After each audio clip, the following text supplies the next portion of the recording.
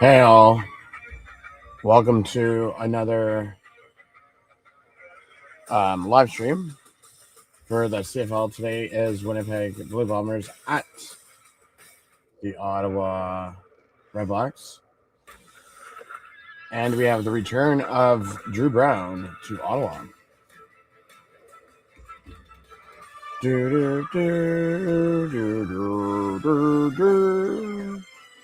Week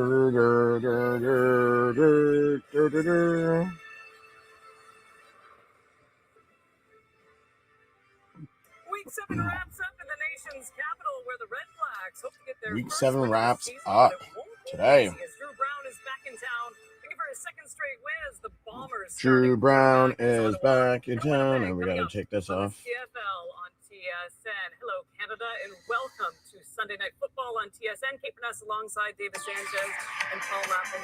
As we know on this panel, there are some things in life that are so much bigger than football, and that is certainly the case today. The Saskatchewan Roughriders passing along heartbreaking information this afternoon that linebacker Jayden Dalkey has passed away at the age of just 30 years old. The club releasing this statement this afternoon as well. It is with profound sadness that the Saskatchewan Roughriders mourn the loss of linebacker and team captain Jayden Dalkey, who passed away in a car accident yesterday evening. A relentless warrior on the field, Jayden's determination, toughness, and work ethic inspired his teammates who cared deeply for him and are heartbroken by his passing. Jayden had a unique gift of making the people around him feel special and valued. No one ever left a conversation with him without a smile. On and off the field, he was the true definition of what it means to be a Saskatchewan Roughrider. Our hearts go out to the entire Dalkey family who traveled the country to watch Jayden live his dream. We will miss him terribly and will never forget the impact he had on our lives and on our team. Let's get you back to Ottawa now for a moment of silence for Jayden Dalkey.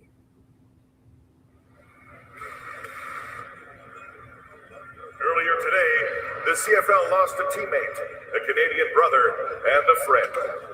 Jayden Dalkey, linebacker and team captain of the Saskatchewan Roughriders, tragically passed away in a car accident yesterday evening. Nous offrons nos condoléances à ses amis, membres de sa famille, et à l'organisation entière des Roughriders. We extend our condolences to Jayden's family, friends, and the entire Roughriders organization. Prière d'observer maintenant un moment de silence. We ask you to please join us in a moment of silence.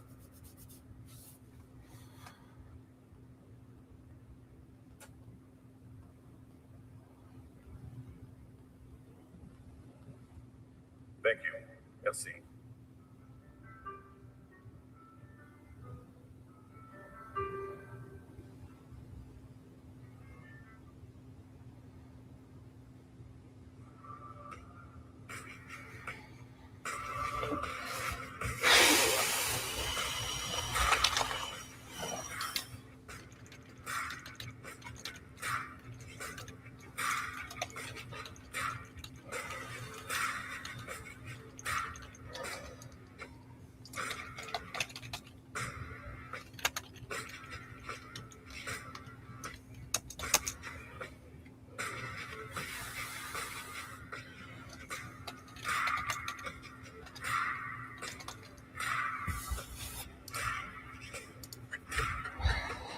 Bum bum bum bum bum bum bum bum bum bum.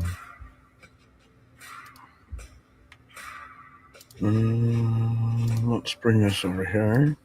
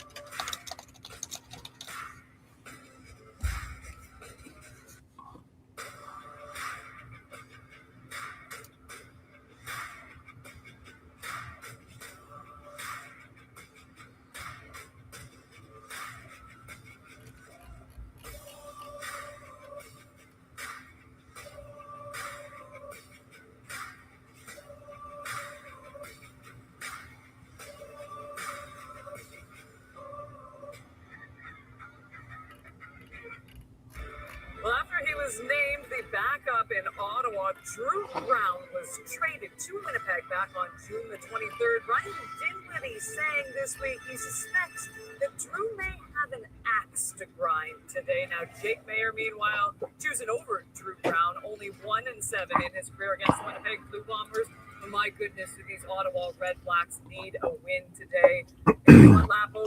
Do they ever need a win today? We thought if there's a chance that he's going to be the starter in this game. Do they ever need a win? Really good things last week when you watched the tape.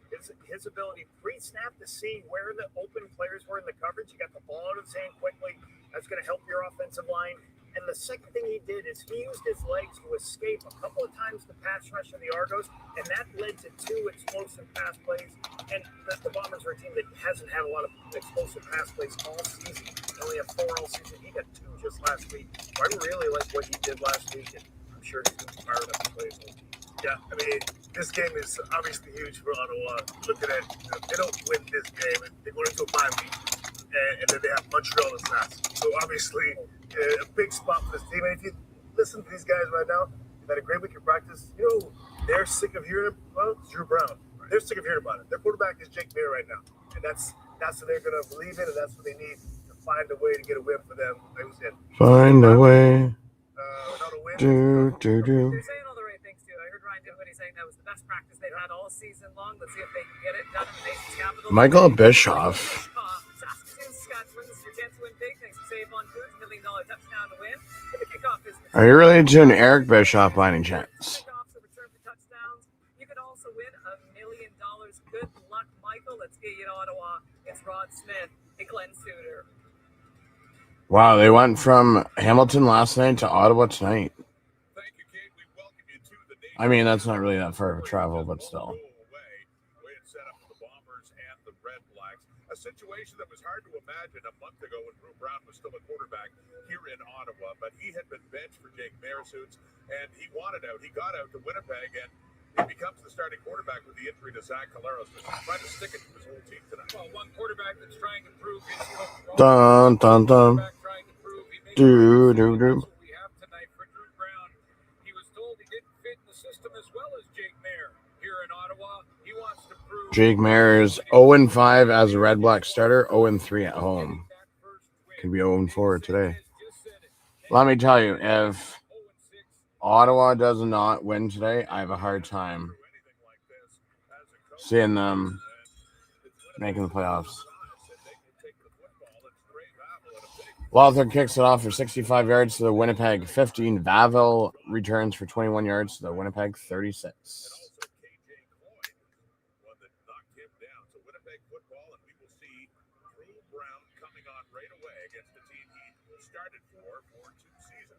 That's the way he would want to script it too. The Bombers won the toss, so they get the ball first, and Drew Brown is going to have to try and fight those emotions a little bit. Stay calm, run the offense. You can only get Brown passes to Oliveira for 4 yards to Winnipeg 40. Aaron Casey with the tackle, so it's going to be 2nd and 6.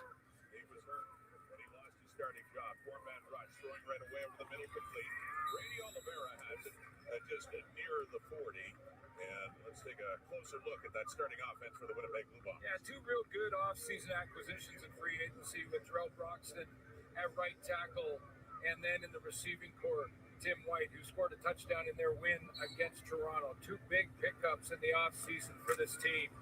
The Winnipeg Blue Bombers, they've been starting to contribute more and more every game. 4-yard pickup. Drew Brown rushes for 5 yards to the Winnipeg 45. Bryce Carter with the tackle, so 3rd and 1.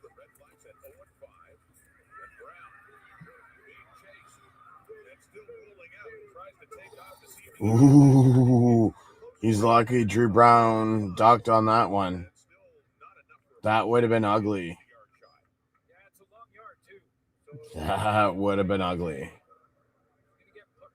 Serious head injury for sure if that hit would have connected.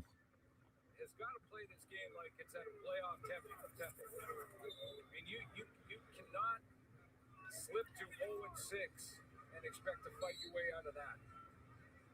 So Bryce Perkins comes in. This is the 200th game as head coach of the Bombers for Mike O'Shea, starting in 2014. Bryce Perkins is in for short yardage. No! Turnover on downs. Turnover on downs. That's huge. That's the intensity I'm talking about. Just that little extra jump. It's hard to explain when you get to the playoffs how the speed of the game increases, the tempo increases, and the intensity. And we could see that from Ottawa in this first series. And it was a turnover on downs, as Perkins did not make it. As you said, he needed a very long yard on that one. So this is what the Red Blacks need. Revis, former Saskatchewan Rough Rider, his first year in Ottawa, as they will go to work just inside the... So Jake Mayer can do 1931 and 1. 13,674 passing yards. Mayer passes to Greg Bell for 3 yards to Winnipeg 43. Tony Jones with the tackle. Tony Jones. Tony Jones. Tony Jones.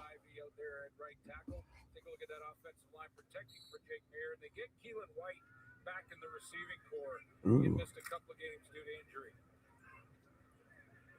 Gain of 3, 2nd and 7, Mayer. Threw for 293 last week. Mayer passes to White for 7 yards to Winnipeg 36. Griffin the second with the tackle. And that's down around the 36. Michael Griffin on the tackle of that target. So third and inches. Willie Jefferson this week, and he said whether he gets sacks or not, he is making a difference every play on defense and helping a young David Reese on the opposite side, so contributing in a big way. Kyrie Wilson is the leader in that linebacking core in front. Barnes rushes for 2 yards to Winnipeg 34. Tony Jones with the tackle, and it's going to be a first down. Red Blacks. The rookie, Major Williams, on the corner.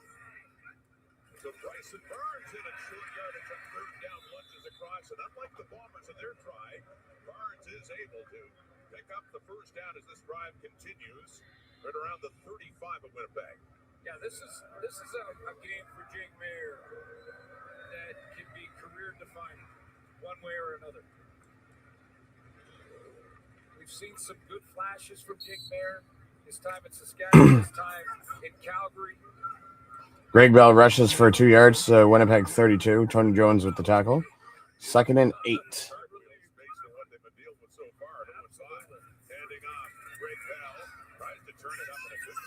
That's more of like 3 yards than it is 2. That's another thing that Ottawa wants to get that running game going more with this free agent acquisition from Hamilton. Well, Ottawa has not all season long had a 100-yard running game as a team, let alone Greg Bell having 100 yards. A lot of that is that just a Jake Mayer sacked for 8 yards to the Winnipeg 40. Michael Fletcher with the tackle. Or with the sack, I should say. So it's 3rd and 18. Or 3rd and 16, sorry. Averaging about 3 yards a carry, gets 3 there. So a 2nd and 7 again for Ottawa. It's one position in the Winnipeg zone, but looking for a first down. Mayer under pressure. Michael Fletcher swamps him, sacks him, and that's back at the 41. Big loss for Ottawa. And a 3rd down coming up as well. 8-yard loss. Their field goal range. in that sprinters. So the question. Ooh, and Lothar makes a 47-yard field goal. So Red Blacks take the lead. He gets home and on the stat sheet early in this one. Brett Lothar on. He's 14 of 14, the longest of 51. This one right in the middle of the field for 47 yards. Put down, and the kick from Lothar is perfect. Splits the uprights. And so on the turnover on downs, the Red Blacks do cash in with some points. Picking up the field goal. Picking up the field goal. Ottawa looking to finally get that first win of the season. 3-0 lead. So now, what? So basically, where they just kicked the field goal, I mean, it was a 47-yarder. But where the ball just was, that's where Winnipeg will take over because it was a field goal. So they stood at their 40.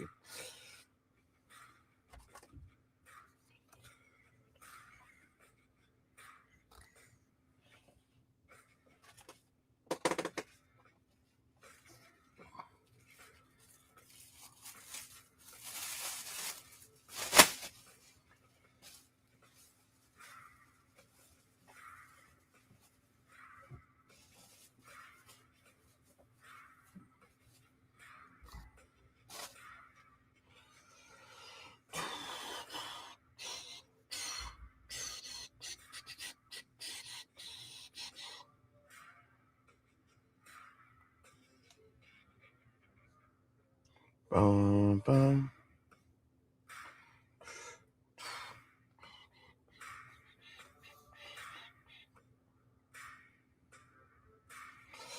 Oh, well, it's a commercial. This, nope. Which one is it? This one. Nope. Nope. Which one is it? Nope, not that one. Back in Ottawa, we've seen Brown in this game, one possession, and look back to what he did last week in his first start back for Winnipeg. It is what it is. What was remarkable about this game is he threw for 339, a touchdown and one interception, but he had just 1 week of practice. Now, he understands the system. He's worked with Tommy Condell before.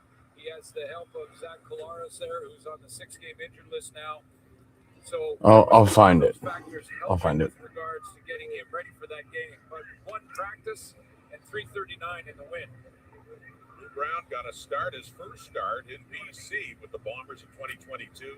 Lost that one, but then he won his 2 starts in 2023, his last year in his first go-round with Winnipeg. Now back in blue and gold. Second possession. Brown passes to Tim White for 10 yards.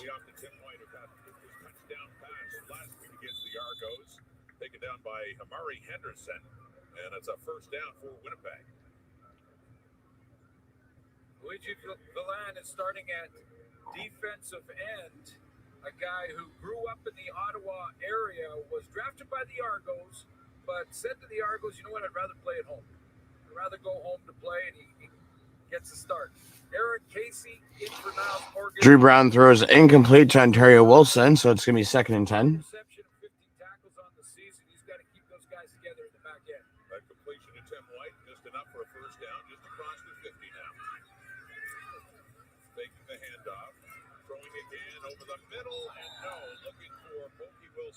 Ontario Wilson inside the Red Blacks 40, but it falls incomplete.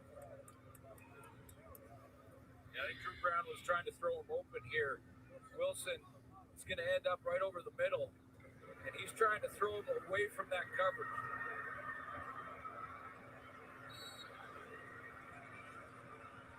Leading the way among Bomber receivers is Wilson. Last week he had 10 catches for 133 yards. He wasn't around in Winnipeg when Brown was last year, so they're just getting used to each other now.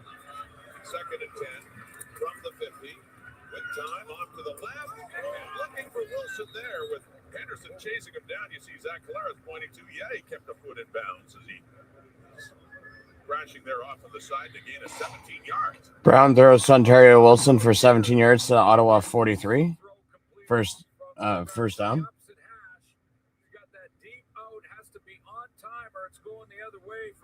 Henderson right out there. Ran into the equipment cart. Nice catch from Wilson, and he's okay after running into something back there. That's all the way down to the 43 of Ottawa. Winnipeg on the move for that big completion, and on the ground now for Oliveira, who keeps those legs pumping as he works his way down inside the Ottawa 35 and an 8-yard gain, and a flag coming out late after the play. Yeah. Well, after Oliveira went down.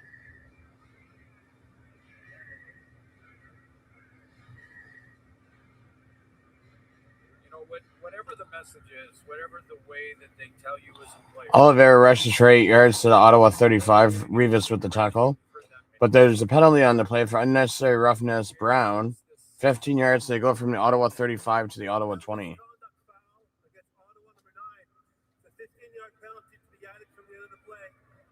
First down for Winnipeg.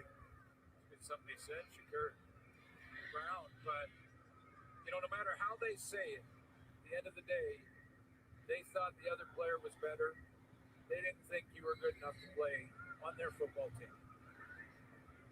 The bottom line, you can tell that's how Brown saw it. That wasn't just a system thing. That Ryan Dinwiddie, obviously, right from the outset training camp, felt more comfortable with Jake Barron, made that decision during the preseason. So with the penalty, they scrimmage from the 20. That's caught by White. It's tied up after only about Brown passes to White for 2 yards to the Ottawa 18. Demario Houston with the tackle. for a short time, played at 5 signing on with Ottawa. And I'm glad you mentioned it right off the top that Drew Brown could have said when we talked to him this week, he could have said, yeah, it's just another game, guys. We want to try and get a win. Jake Mayer, same thing. They could have said, but they know. Yeah. They know the storyline is huge. Drew Brown throws incomplete to Ontario Wilson in the end zone, so it's going to be 3rd and 8 from the Ottawa 18. We can sense that from Brown and talking to him. What it would mean. Throwing here, the arm got hit. Either that or got deflected at the line, and it wobbles down incomplete. And suddenly we're in a field goal situation here for Winnipeg. Now, they also said, both of them, they also said there's great mutual respect between the two. Right. And that doesn't surprise me at all. I mean, they were in the same quarterback room through all of training camp and came out of the preseason. Drew Brown did get some reps in the preseason in that second game here in Ottawa, but did not get them during the regular season as they dropped to 0-3 at the time. 26-yard attempt for Sergio Castillo. Tucks it in. Inside that right upright. He was 5 for 6 with a 56-yard last week in Winnipeg. And he's 1 for 1 on the night. On the board after they moved down nicely for Drew Brown. They get the points to tie the score. On a Sunday night in the nation's capital. Winnipeg 3, Ottawa 3, first quarter.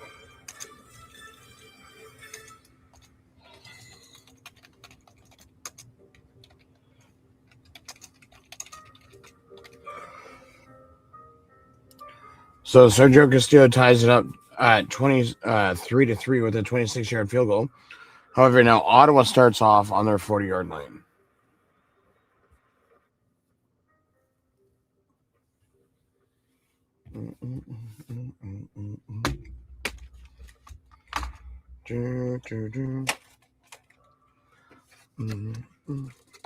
Nothing like a chocolate chip muffin.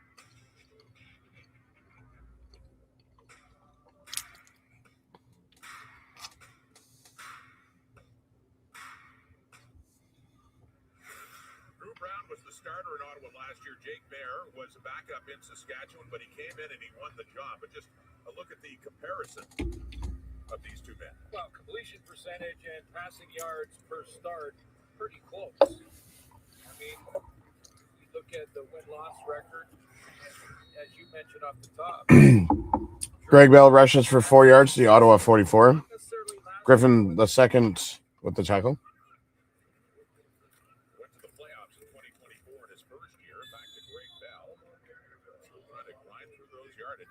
Sledding in the inside against this Bomber D.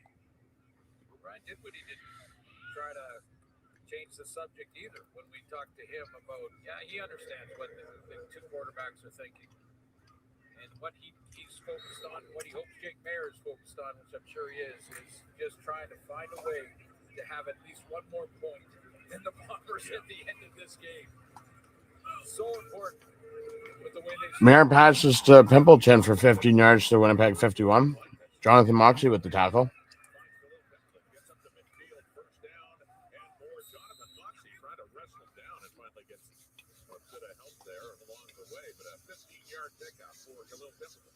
Couple things that Coach Dinwiddie did say to us as we were talking to him this week in our production meeting was that he wants to get the ball to Pimpleton more. And get him in space, some bubble screens, some screens to the outside, plays like that where he catches it about 4 or 5 yards from the line of scrimmage and then can make things happen after he catches it. And he is the leader in combined yardage in the Canadian Football League with all the returns he does as well. With a handoff, Bell stops, turns around, goes down. Bell with a 3-yard loss to the Winnipeg 54. Jones with the tackle, so it's going to be 2nd and 13. He's going to flash like he's in the pass rush at the D line. He's got contained. He steps up and makes sure that Greg Bell can't get outside of him. Shedding the block and his safety from behind him. Granby comes up and makes a tackle. And a loss of 3 yards right back to midfield for Ottawa in this 3-3 tie under 4 minutes to go until Mayer passes to White for 3 yards to Winnipeg 51. It looks left. It is caught, but it is not near first down. In fact, it's just barely back to the original line of scrimmage. Pass rush getting a little bit to Jake Mayer early in this one. Had to get the ball out of his hands here or take a sack. You see Reese coming up the field, getting those arms up. As the stick pull ref To get Keelan White involved early. That could pay off later in the game. So the gets run down. evening for Noah Getman, his first year with the Red Blacks. Pressure coming, just got it away. And a flag comes out. Ooh, and there's a penalty too. The kicker rolls into the end zone too, where Trey Babel will just have to take a knee and would be giving up a point. But of course, we do have this penalty coming up here after the Roughing the kicker, so it could be potentially a first down for Ottawa. Well, it looked like to me contact on the plant leg.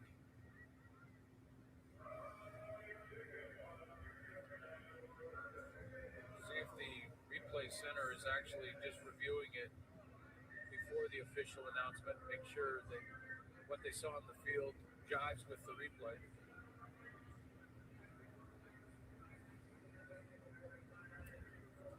15 yards, so they go from Winnipeg, number 54. It's a 15-yard penalty. Makes it an automatic first down for Winnipeg. So it was going to be a single, but because of roughing the kicker, it's a 15-yard penalty, so it goes from the Winnipeg 51 to the Winnipeg 36, and it's a first down Ottawa. Unintentional, of course. The referee Ben Major said 54, actually 52. Charles Elliott Boulian, the rookie with the Blue Bombers, gets flagged for that. Bottom line, 15 yards up. Ottawa drive continues with the penalty to the Winnipeg 36. Automatic first down on that penalty, yeah. Because they had lost yards. Good job, Getman. Take one for the team after you nuffed that tackle a few weeks ago. Even if the penalty yardage didn't get him there, the automatic first down in this call will. You saw Noah Getman there. And Jake Mayer, 4 for 4 for 28 yards. loosen up at the sideline. Jake Mayer back on with the Ottawa offense now. Quick peek of the personnel that Winnipeg defense has on the field as he walked out of the huddle there. Took a quick peek, got back in the huddle. Mayer pass incomplete to Eugene Lewis. So it's going to be 2nd and 10. So right now, this would be a 43-yard. Oh, Mary, you should just ran with the ball, you doorknob. Right there to break up that play in a second down. Well, he got the block he needed to get him outside of the pocket. That was a bit of a bootleg action to get Jake Mayer outside. Now, what it does, it helps the quarterback by moving his launch point outside the pocket so the rush can't go at him, in that consistent spot in the pocket every single down. The downside of rolling like that is that it cuts the field in half. And looking for Lewis there, who had just one catch. Mayer passes to Eugene Lewis for 9 yards to Winnipeg 27. Adrian Williams with the tackle. Target there. That is Gino Lewis. And inside the 30 and very close to a first down for the Red Blacks. Yeah, there's no question here. And, if coaches and offensive players and offensive minds keep telling me that, you got to read, you got to go through your progressions, I hope coaches listening, I'm just filing all of that. Get the ball to Gino Lewis. Barnes rushes for 2 yards to Winnipeg 25. Jones with the tackle, and it's a first down at Red Blacks. For Bryson Barnes in the short yardage takes a dive. He didn't need much though, but maybe a foot. Bombers weren't about to give much there as well on that line of scrimmage, but it does indeed look like it is enough for a first down for the Red Blacks. Now, I have sort of my tongue in my cheek a little on that, but you know what I'm saying? It's that we hear often you have a star player like Greg Bell rushes for 0 yards at the Winnipeg 25. Griffin the second with the tackle, so it's going to be 2nd and 10. This is a guy that is a 1,800-yard guy, and Jake Maris just simply got to find a way to get Gino Lewis the football. Ball's just outside the 25 of Winnipeg, and this 3-3 tie. Here's Bell.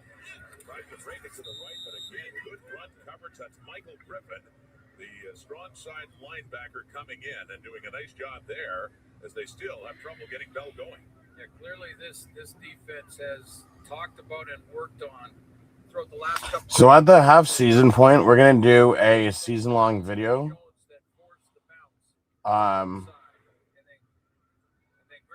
Looking at each team and what we think of it so far.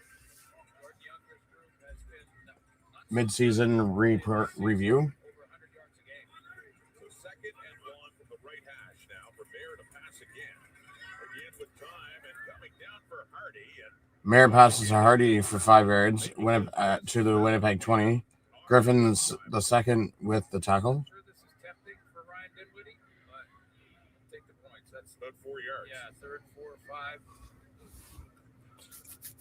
So Lothar comes out and kicks another field goal, so it's going to be 6-3. I was going to say, you held up there. You can give the stats. You're not jinxing the thing by just saying he's 15 for 15 on the season. No jinxes, just No, say. not at all. Here's Lothar again.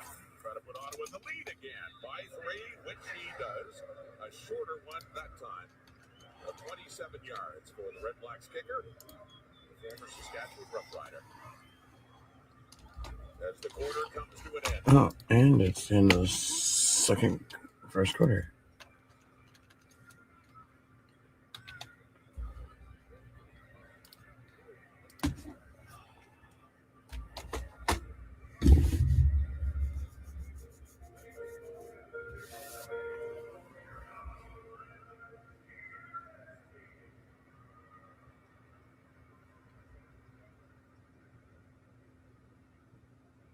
We also want to offer our thoughts for just the heartbreaking news today. We're coming from the Saskatchewan Rough Riders with the passing of linebacker Jaden Dalkey in a car accident killed last night at the age of 30. I think of him and I look at his career suits and I just think, just the Could have sworn he had more than 4 tackles. Canadian football player, Leduc, Alberta, and then goes on to play junior in Edmonton and then the University of Alberta, and then gets drafted by the Saskatchewan Rough Riders. Just a heartbreaking story. Fantastic family, outstanding football player. I mean, a guy that Coach Mace had said, with his versatility, there's not a position that he can't play on the field. And his intensity and what a great teammate that Jaden Dalkey was. And that's what I think was emphasized more. He just came off the injury list recently and talked about how much he missed playing with his teammates, and that his teammates, he just loved them, and we're going to miss him. We're here for Ryan and Shannon and the rest of the family, and yeah, just tragic news. Yeah, to his devoted parents, his family, friends, and teammates as well, our heartfelt condolences on the passing of Jaden Dalkey, all too young at the age of 30.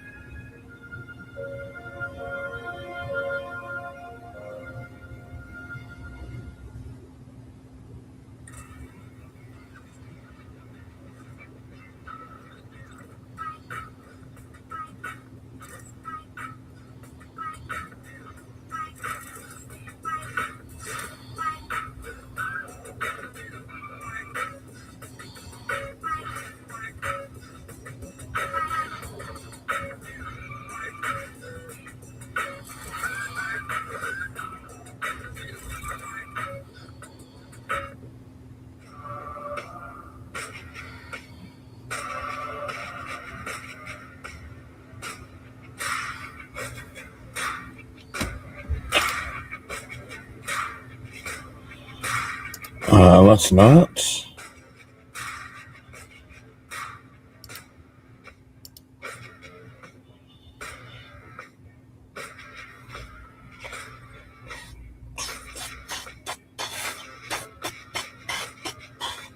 Do.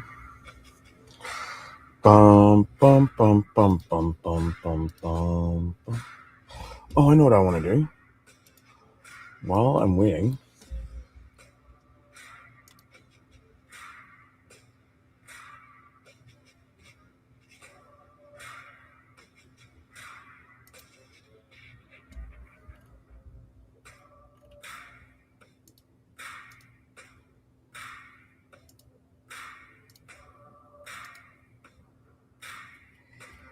And you know what?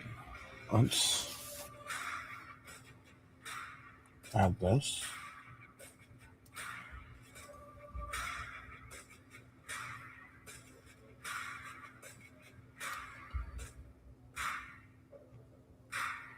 And there's a wish list item.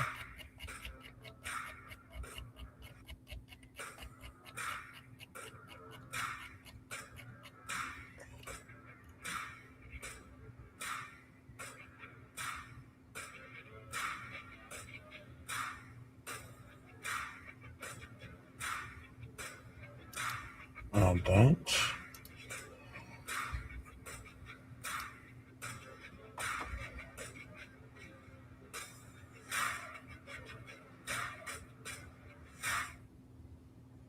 Through one quarter in Ottawa on this sunny Sunday night in July. It's the REDBLACKS leading once again by 3. Ryan Dinwiddie, a couple of field goals. Brett Lauder and talking things over with Jake Merrill went 6 for 7 for 42 yards. And it's the Bombers trailing by 3 with the ball back to start at their 40-yard line. Chris Ike rushes for 3 yards to the Winnipeg 43.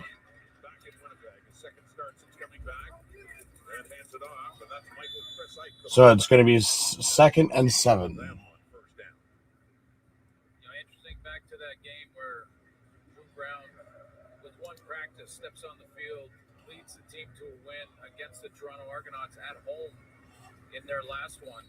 It was the first time that the Bombers all season had led at halftime.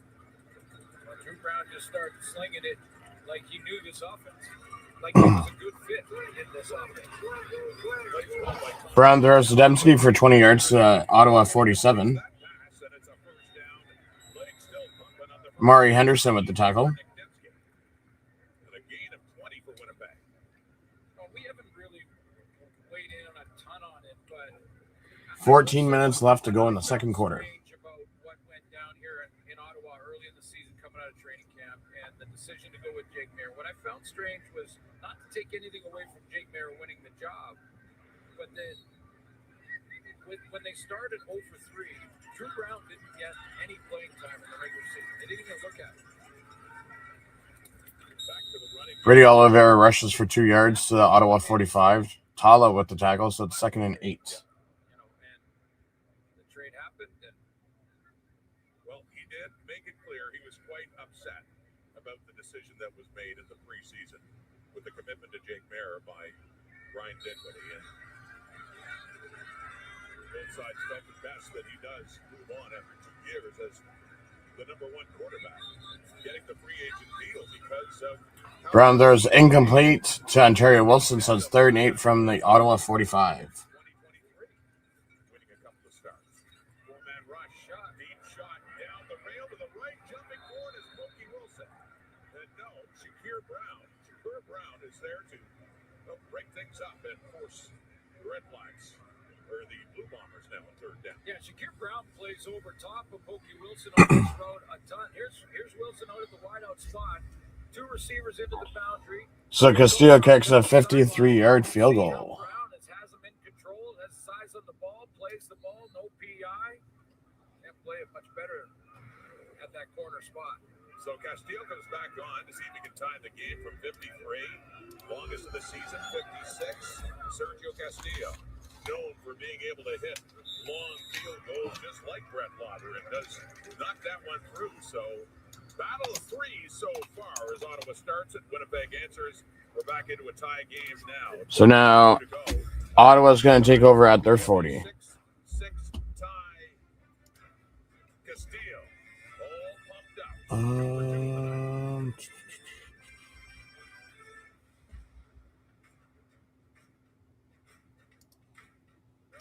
Okay, take this off. Take that off.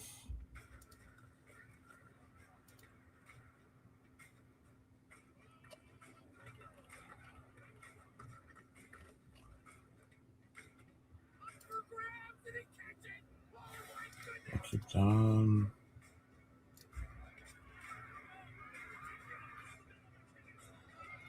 No, I'll keep that.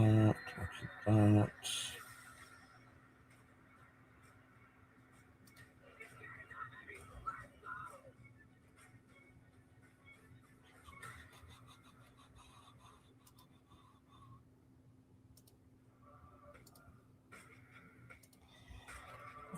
What was the one that I just had?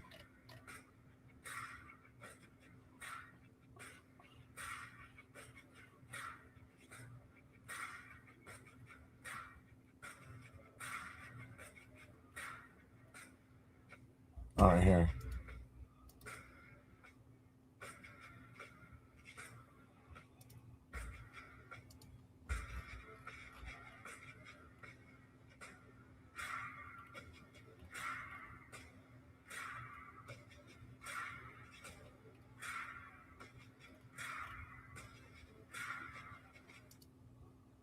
He started in Winnipeg and then after the 23 season, free agent to the Ottawa REDBLACKS and lost his job with Ryan Dinwiddie coming in, and now back with Winnipeg trying to stick it to the REDBLACKS as we get out of the field and say hello to Britt Dorey.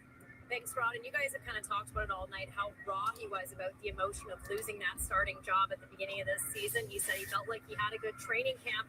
And eventually, he said actually had to simmer that emotion given how the season was starting, and eventually said, okay, I think I need to leave this place, and eventually had to move on to a place where he said, I felt wanted. I wanted to go where I had chances, because he said, I didn't want to waste a year of playing football when I'm really good in my career. Greg Bell rushes for 5 yards to the Ottawa 45. Got 2 off with the tackle. 2nd and 5. Everything and anything, to the point where he even said, I don't know how to repay him for all he's done for me so far in my career. Yeah, Brett, I mean, very open about that, as he was when he was going up against Collaros when he was still in Ottawa, but close friends and does feel indebted to what the help he's got from Zach Collaros. Well, yeah, and Michael O'Shea told us that, you know, if he understood that Drew had to go and take this starting job in Ottawa when that opportunity came up. But Coach O'Shea said if it were up to me, he would never have left. They feel pretty strongly that Drew Brown can be the guy on a team. They have to happen. What a trade for the timing. It really was. Now it's a 2nd and 5 with Mayer throwing it. Mayer throws to Justin Hardy for 9 yards, so it's going to be a first down for the REDBLACKS at the Ottawa 54. So where does that leave Jake Mayer? Jake Mayer, who, again, had great things to say about Drew, and they both did about each other. But a lot of pressure on him right now. And I say a game-changing or a career-changing game. I really believe this is for Mayer. And a big start for him tonight, no question. Look for that first. Mayer passes to Daniel Adnaboye for a 1-yard pass. Griffin's the second with the tackle. Pellups is the injured REDBLACK on the field. Playing great to the football. Feet live, closing quickly, and then when they get there, they're making sure they wrap up and pull the ball carrier down. Kind of a boy in this case. Good tackling in the opening field for Winnipeg, and a player is down for Ottawa. It looks like the right tackle, Zach Pelios. Samuel Carson is dressed at a Louisiana Monroe as the 6th offensive lineman. Well, we're talking about depth and offensive line. Yeah, they have the one. They have Carson. Look what we saw last night with Hamilton, who lost both of their tackles. And it was a tight end, Max Mango, in to come in and that one. And ultimately, the Tiger got victory, but that wasn't easy. So it's 2nd and 8 from midfield. Certainly, but he threw that anchor out and held on. And so Carson comes in. They juggle things on the O-line here. Mayer passes Hardy for 10 yards, so it's going to be another first down. Nichols with the tackle. And there we go from there. Pressure coming from Willie Jefferson. Gets it away. And it is caught again. Coming back to the football right around the first down mark is Hardy. Good throw. Good throw and run. This is a precise route. You see Hardy. He's going to run that curl. Precise route. Quad formation to the wide side of the field and comes back to the football. Textbook. So Jake Mayer is 9 for 10 for 62 yards right now. And they're into the Bombers zone. Jake Mayer throws a Aiden Eberhardt for 9 yards to Winnipeg 36. And looking for more in the 6-6 tie. Over the middle again to Aiden Eberhardt. The leading receiver for the Red Blacks coming into this game. Last couple of years of the BC Lions. Really has, and that's saying something when you have Justin Hardy and Eugene Lewis in your lineup. And I'm not taking anything away from Aiden Eberhard, who, when I checked his stats with the BC Lions, I was surprised that he didn't have that 1,000-yard season. I mean, it felt like he did. It's just so many targets there as well. Lots of targets, and he was just short last year, but Bryson Barnes, short yardage. Barnes rushes for 3 yards, so Winnipeg 33. Kyrie Wilson at the tackle. It's going to be a first down, Red Blacks. had 2 100-yard games already this season, is on pace for 1,357. That would be a career high. Second down conversion rate also up there, and then their 7 touchdowns. All projections, of course. When you think of like who he's behind really in terms of catches in BC, when you got Hatcher and McGinnis, Yeah, that's true. with so many targets over the Lions. But Hardy, yeah, you got to hear. Hardy and Lewis. Absolutely. Hardy, especially in his time with Ottawa, has been their number one. But you're right, and Eberhard getting his catches. Here's off to the left for Hardy again. Major Williams right there. Merida Hardy for 3 yards, so Winnipeg 30. Major Williams with tackle, so 2nd and 7. Jake Mayer is running the offense with a high level of efficiency right now. He's 8:20 left in the second quarter. First down, getting a nice chunk of yards. 6, 5, getting them in second and manageable situation. And another thought on the pressure of Jake Mayer. Remember what he went through at Calgary, the early days when they benched Bo Levi Mitchell, and he was the guy that was coming on that way. Yeah. Hardy 4 catches and 26 yards so far. Finger pointing time is Oh, and there's the flag. the one who jumped early. Might give him a chance. The Red Blacks to go Offside, short Winnipeg yardage. number 5. 5-yard penalty. Willie Jefferson's offside, so it's second down and 2 because they move up 5 yards. It's not hard to recognize which guy is Willie Jefferson in the lineup. It's the oak tree standing amongst the other D linemen. 35 years young and still a menace to opposing quarterbacks is number 5. Barnes rushes for 3 yards to Winnipeg 22. Smith with the tackle, so it's going to be a first down, Red Blacks. He's had a busy first half of these short yardage plays, and once again, they'll move the sticks. Another Red Black first down. Yeah, now this is where they've stalled in 2 drives now with these field goals. This is where Jake Mayer really needs to step up and continue to run the same high level of offense that he's running right now. I mean, he's been efficient. Production on first down is there. Second and manageables. Get the ball out of his hands with good decisions.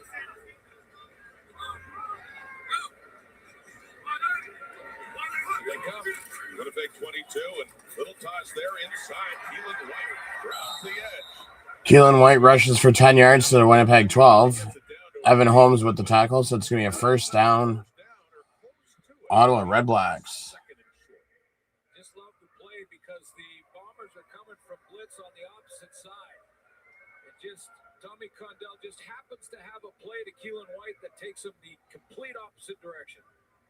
And it was enough for the first down.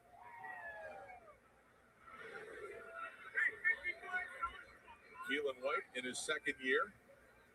One of the top draft picks in 2025. The running back is Daniel Adebaboye, right in behind Jake Mayer. The flag comes out. Time count violation on one with 13. 5-yard penalty. We'll replay first down. So that hurts, and what's been an impressive drive. Frustration for Ryan Dinwiddie is that has to push them back now. This is as deep as they've gone. So that was a time count violation on Jake Mayer, so they're 1st and 15, so because they go back 5 yards. Jake Mayer, I think, was motioning to the officials that he wanted a heads up. It was getting close. But there's 20-second clock, so you got 35 seconds at the end of the play. That's the new rule. And then the 20-second clock starts, and not snap before that thing goes out. Play again. So 1st and 15 with a 5-yard penalty from the Winnipeg 17. Little draw there. Bell. Greg Bell. Bell rushes for 6 yards to Winnipeg 11. Close to the 10. And a 6-yard pickup. 2nd and 9.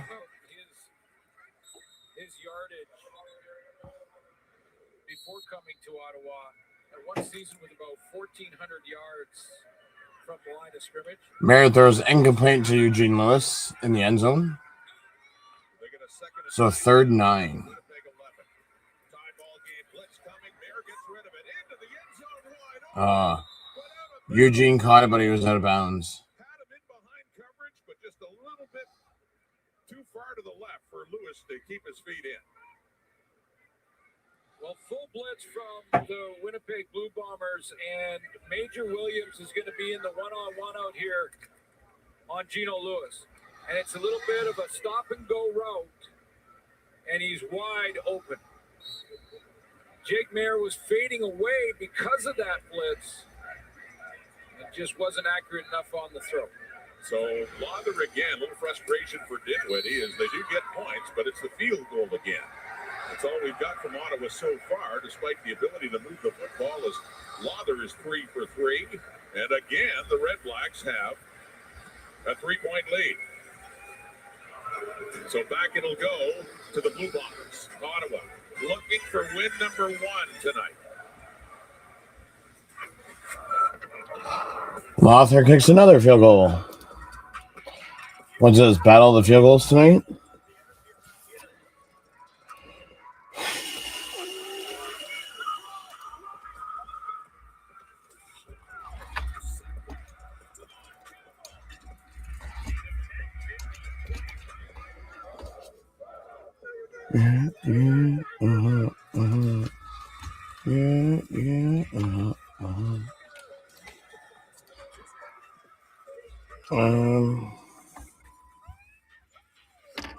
What was I gonna do? And this? No, it's not.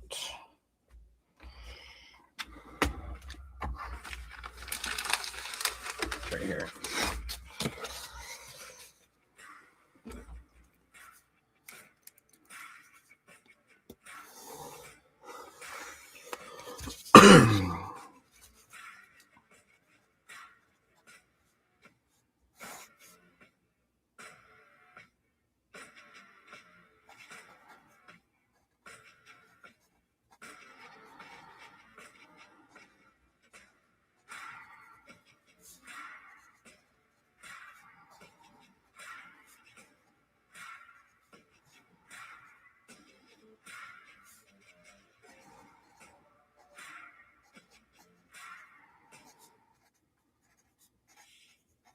CFL on TSN is brought to you in part by The Score Bet, an official gaming partner of the CFL.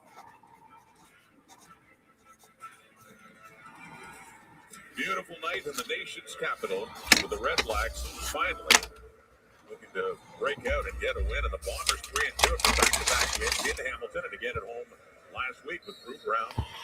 Ottawa starting at the 40 They will scrimmage at their 40, and again, because of the field goal. they're down a field goal. And 5:22 left. Off to the right. Caught by Pokey Wilson. And making that play is Deontay Ruffin. His debut with the Red Blacks. He was at training camp with the BC Lions, got cut in May. Of course, he'd been with the Montreal Alouettes when Brown throws to Ontario Wilson for 3 yards. Dante Ruffin with the tackle. Started at that spot this season, and it's now Deontay Ruffin's job. He's going to have his hands full, too, with the receiving core with Dembski. Brown passes to Ontario Wilson for 19 yards to Ottawa 48. Brown with the tackle.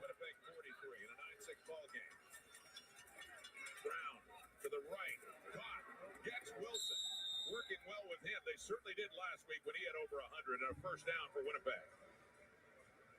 Pokey Wilson Rod comes out of his break here and he stumbles a little bit. Watch how quickly he recovers. Little bit of a curl and then bang to the outside. And as he comes back and twists back outside, just focuses on that ball. Great catch. Brady rushes for 4 yards to Ottawa 44. Bryce Carter with the tackle. And just couldn't hang on as Oliveira picks up another few yards. He ends up with 4. Interesting story in Luigi Villain. As I mentioned off the top, 3rd round pick for the Argos back in 21. Academic, all Big Ten conference in the 18, like high football IQ. and then ended up in the NFL on some practice rosters. Was in the NFL for a little while, but yeah, came out of Wake Forest and wanted, as you say, to come home. He wanted to get back to Ottawa. The Argos traded him back. Right now, that is caught by Tommy Neild, his first catch of this game, as he is pushed out by Shakur Brown after a game. Brown passes to Neild for 7 yards. Shakur Brown with the tackle, so it's going to be first and 10 at the Ottawa 37. Have looked very similar in this game. I mean, very efficient between the 30s. And Gene says, "You're the man, brother." Yes. Trying to get the CFL content out to everyone when Ticats aren't playing. I mean, game-wise anyways. Because not many people show or do watch-alongs. Brown to Dembski for 17 yards to the Ottawa 20. Amari Henderson with the tackle. 3-minute warning. 17-yard curl, which is basically what Nick Dembski ran. You need protection up front. Drew Brown got it. At his time, took advantage. 3 minutes on the clock. The warning is given. And the Bombers threatening to at very least tie the game again, but they're thinking lead.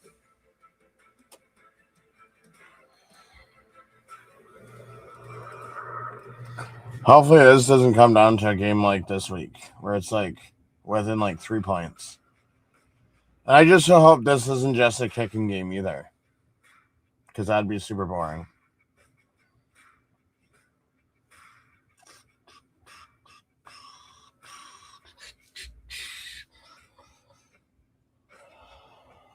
Oh, good. I gotta put my hockey video on my list because we signed 2 new players today.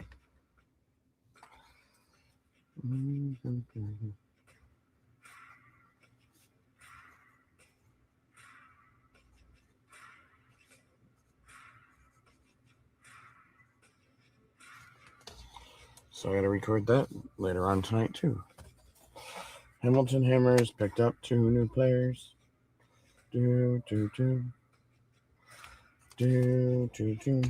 Actually, you know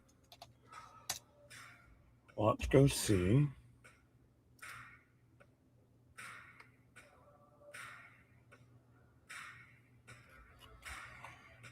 what they're saying.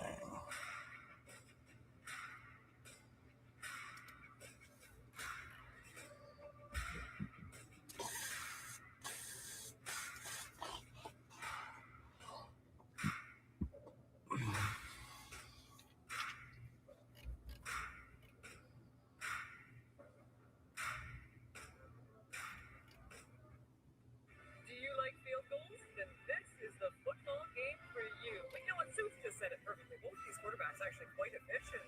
They haven't done much in the red zone. We'll see if the Bombers can do something right now. Halftime with these 2 beauties coming up.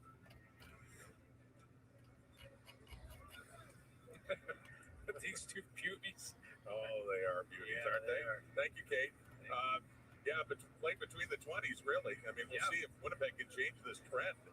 But the yardage number is not as impressive. The completion percentages are, with Brown 9 at 12 and Mayer 12 to 14. And if ever there's a night where quarterback comparisons are irresistible, it is in a game like this. Such as it is with the field goals, Castillo and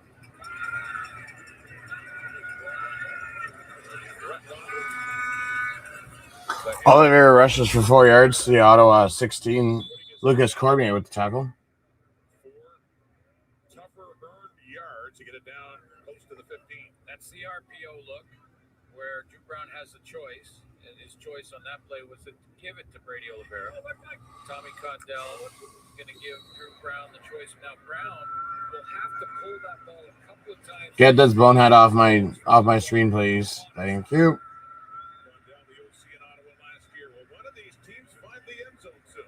From the 16 and a second and 6 and a flag. And broken up by Ottawa nicely, and that intended pass there to Drew Brown throws incomplete to Neild, but there was a penalty for holding, and the penalties declined, so it's going to be 3rd down.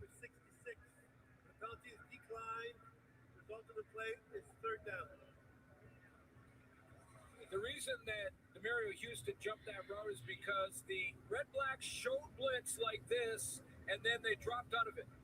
So Drew Brown thought that he had a blitz coming. And Castillo kicks for another field goal. This time it's a 24-yarder. He had guys helping him behind Dum, dum, dum. that intermediate short Dum, route. dum, dum, dum, dum, dum, dum. Defenses are bending but not breaking. Kate Burness's favorite play. We got a field goal from Sergio Castillo this time, and we got a pattern here. Ottawa by 3. Winnipeg comes back and ties it up again. Good night for the kickers. 9-9 the So 2 minutes and 33 seconds left in the game. It's tied 9-9, and Ottawa will start on their 40-yard line.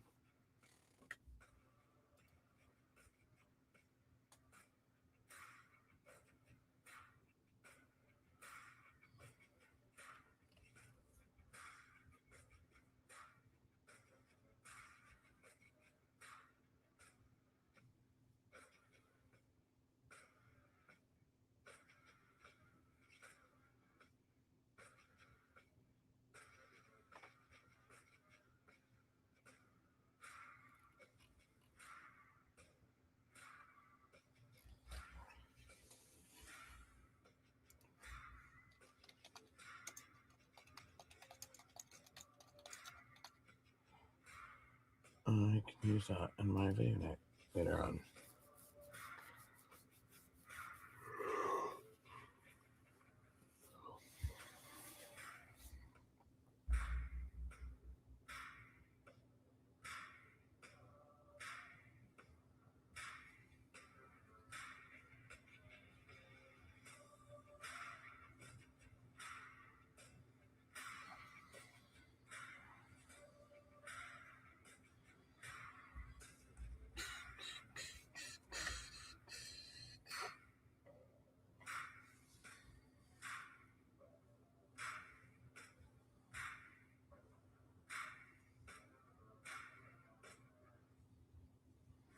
Not good when you start 0-5, but there are examples of teams that had that fate and ended up coming back and making the playoffs. And yes, that's the highlight because BC started 0-5, went back and won the Grey Cup in 2011. Yeah, Travis Lulay leading the BC Lions all the way back from an 0-5 start. By the way, if you're thinking, has any team ever won it going 0-6?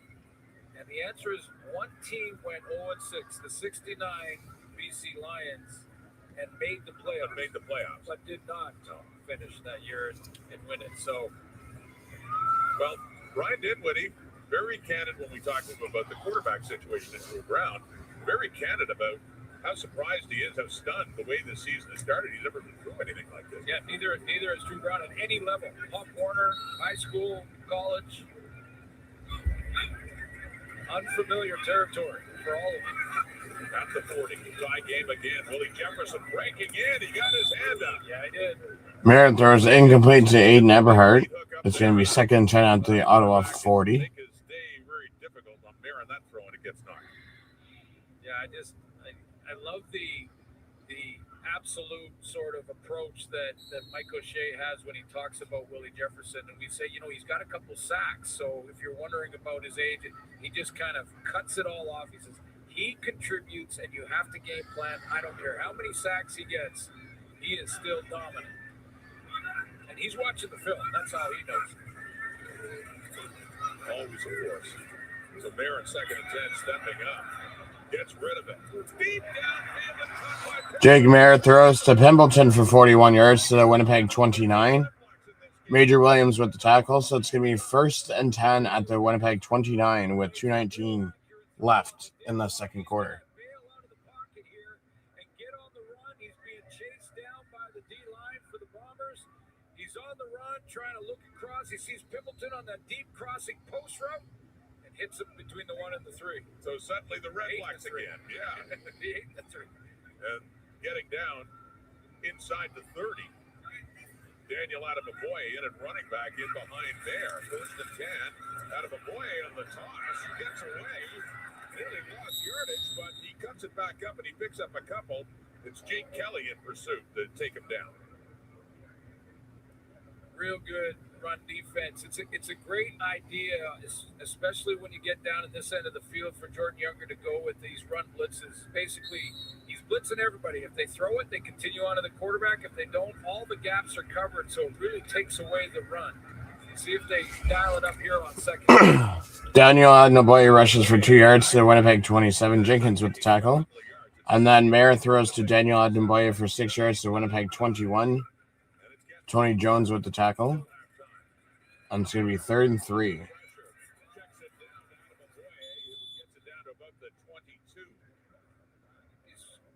getting closer. It's about a yard and a half, maybe 2. Scramble rules here.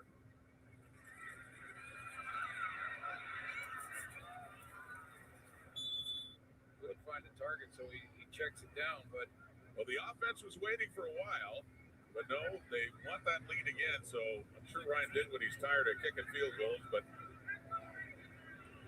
Wander comes out again. I mean, it's about 2. You definitely want to finish with points here. So Wander's 3 for 3 on the night. This is a 29-yard attempt from the right hash to give Ottawa their 4th lead of this ball game, always by 3. Looking to take it at least to the dressing room with 1:15 to go. But given the pattern of this game so far, don't be too shocked. Winnipeg can come back and tie it again before halftime. Ottawa kicked another field goal. Save big this summer and stream the hottest shows, movies, HBO. Please make this game more better than this game that we've already been watching, please. 40% upgrade with a premium annual plan. Ron Smith, Glenn Suter, Brick Door back here in TD Place in Ottawa. The Red Blacks up against Drew Brown and the Bombers. Because it's starting to get boring just seeing these people kick.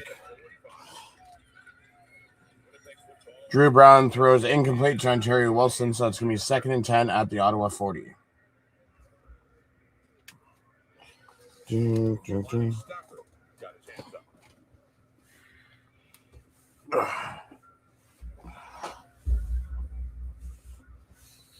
Double team. You're double team and you can't get there. Get your hands up. Stafford, who used to run short yardage in college with the football. I can see him covering some real estate. That size, pressure on Brown, and he has to throw it away to the Bomber bench. And a flag comes out. And there's a flag on the play. Holding Winnipeg number 66. The penalty is declined. The result of the play is 3rd down.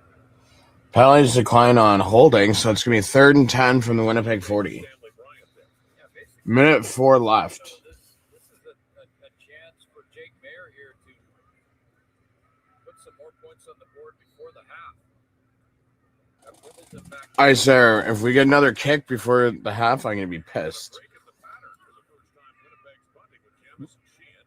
End over end. Down Sheehan punts 50 yards to the Ottawa 20. Pimpleton returns it for 8 yards to the 28. there after a good punt of 49 yards by Jamison Sheehan with under a minute to go until halftime.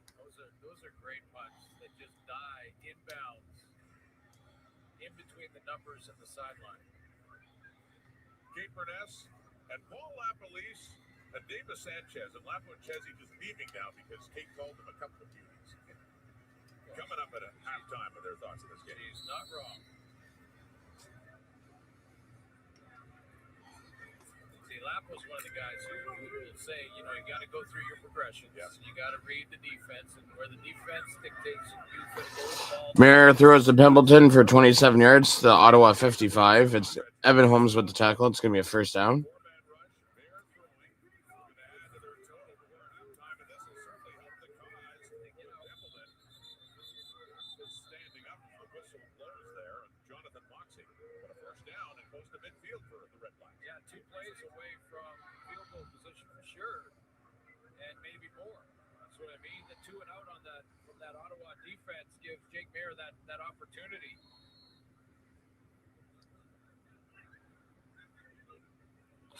Mayer passes to Aiden Eberhardt for 6 yards to Winnipeg 49. Griffin the second with a tackle.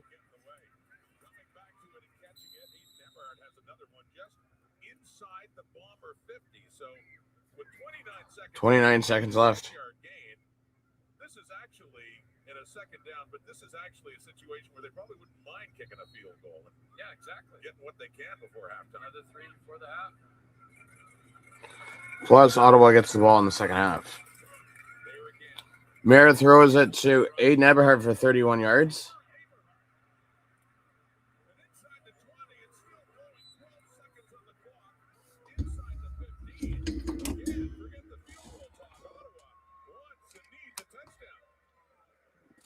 Probably one play, one attempt at it. 12 seconds left. Winnipeg 13. They get close. A 36-yard gain. Down to Clock's running. the 13. End zone look. They're all tied up. Major Williams on Geno Lewis.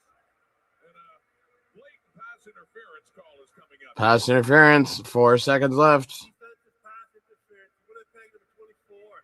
The foul occurred in goal. It's going to be first down for Ottawa at the 1 yard line. This is my play. This is my offensive playbook. In full display. What are you going to do? 4 seconds left. You won't have time to... This is the exact same blitz from Winnipeg and the exact same throw that Jake Mayer missed. Remember, he threw it out of bounds up here? That time he threw it to the open receiver. And Barnes gets a touchdown. Right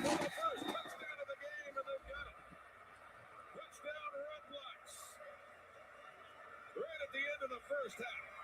2 seconds to go.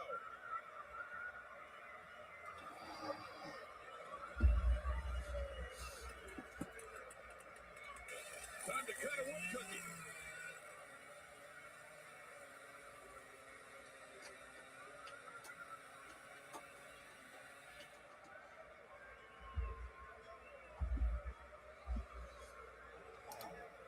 Bryce no darns. Yep.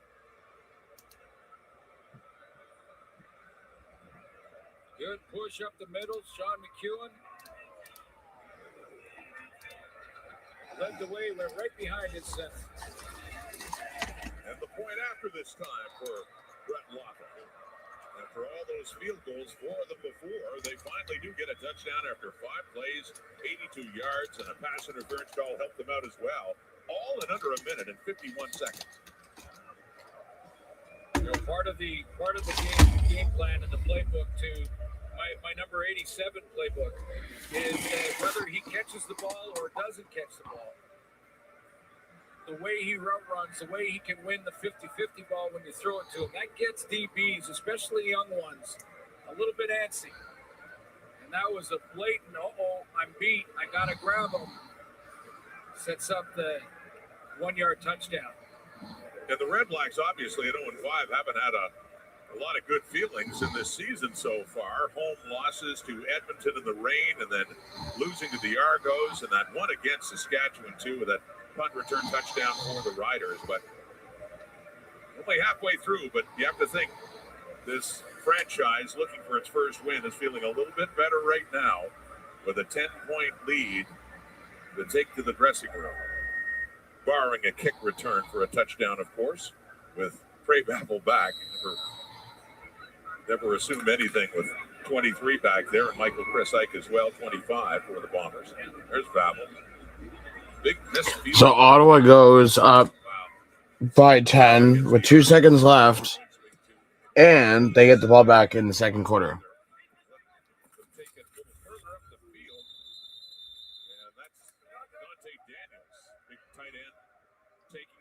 That's halftime. And Jake Mayer and the Red Blacks will head to the dressing room against Drew Brown and the Bombers with a 10-point lead. Got to work on both teams, I would suggest, have to work on their red zone offenses. It's been right down to about the 30 where they've looked very efficient, both sides of the ball. I think the Ottawa REDBLACKS have to be real happy with their defensive effort in that first half. The way Drew Brown played against Toronto and Toronto's defense last week when he threw for 339 and was slinging it around the yard. It's been efficient. short, intermediate stuff in the middle of the field, but get down the red zone, try to take some shots, and Ottawa's been there. What do we got for Drew Brown? 9 for 50, 99 yards. Jake Mayer, 17 for 20 for 200 yards. Damn, son.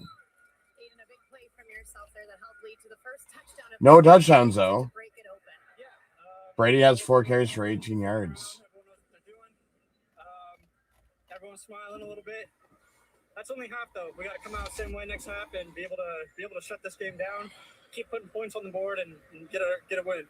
You're mentioning the smiling. I know you were very vocal this week about the dynamic shifting of this group at practice, despite this team's record. Yeah. Can you speak to the motivation level of this group right now? Yeah, we're really motivated. I mean, you start out 0-5. That's a tough spot to be in.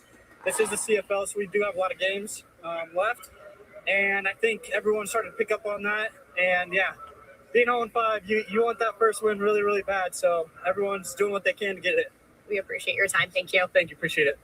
All right, Kate. Well, they finally broke it open. We got a touchdown here. And Brett, I agree with Aiden Everhart. There seems to be a little bit of a mood shift right now when it comes to the Ottawa REDBLACKS. And we kind of saw that coming out of practice this week. We always thought, okay, how is that going to translate to the game? Well, so far, so good. They're currently up by 10. And look, all the hype coming into this game was surrounding Drew Brown facing his former team. He's going to get all his revenge. But I got to give it to Jake Mayer in this first half, Ches. I mean, maybe he heard all this talk because he is 17 of 20. He's got 199 yards. And all of a sudden, he looks really comfortable in this offense. He does. And Aiden Everhart said it right there. You don't want to go, you're 0-5. I don't know if there's a must win in your 6th game of the season. But if you go into this bye week at Ottawa REDBLACKS and you're losing this game and you're 0-6, if there's a LinkedIn for professional football players, a bunch of these suckers are going to be on it because that's just the nature of this business. So they're going into a bye week, so you don't want to be losing this game and being 0-6 going into a bye week. So Hardy's 4-4. Aiden Everhart's 3 for 4. Pimbleton's 3 for 3. Keelan White's 3 for 3. So Mayer's only missed 3 passes.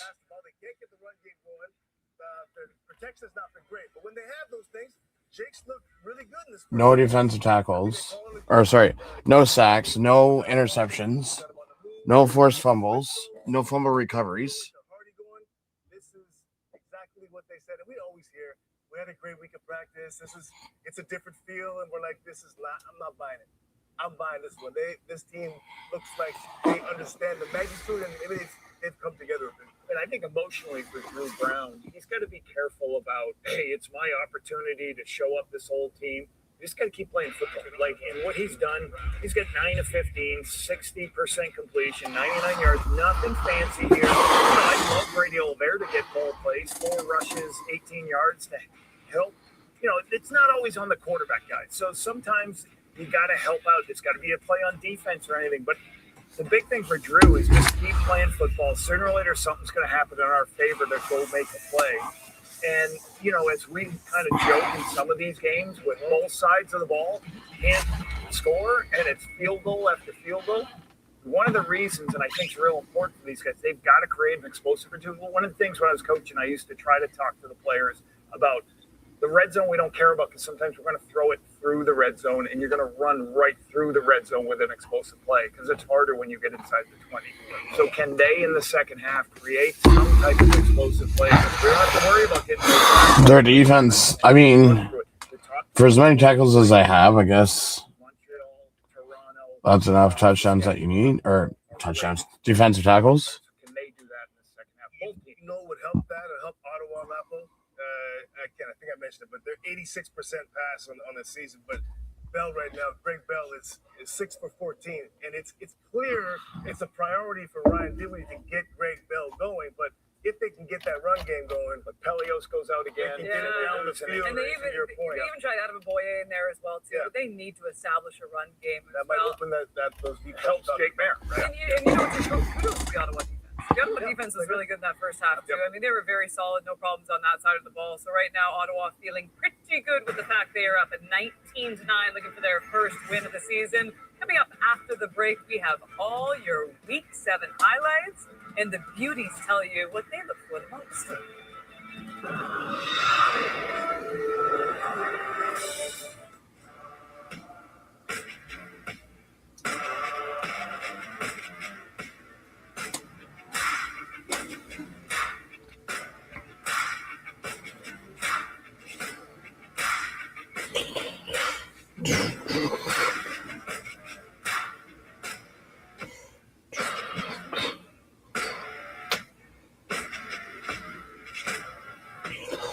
Oh, people are already chirping them. That Bombers are lucky that they're not down by more at halftime.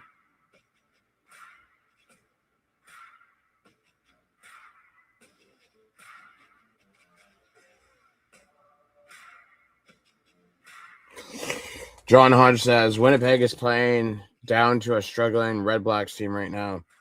Stuffed in short yardage, roughing the kicker, soft defense before halftime. Stanley Bryant's blowing blocks and holding. This team has to be better in the second half.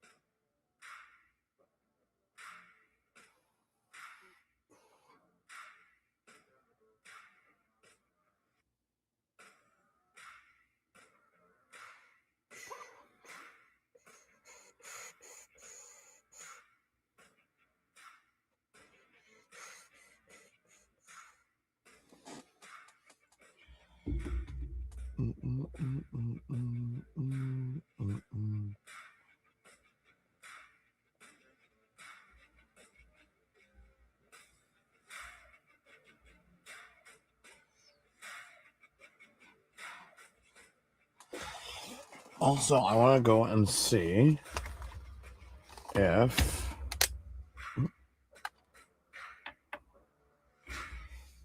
this a little. There. Let's see if they have signed anyone. Teams.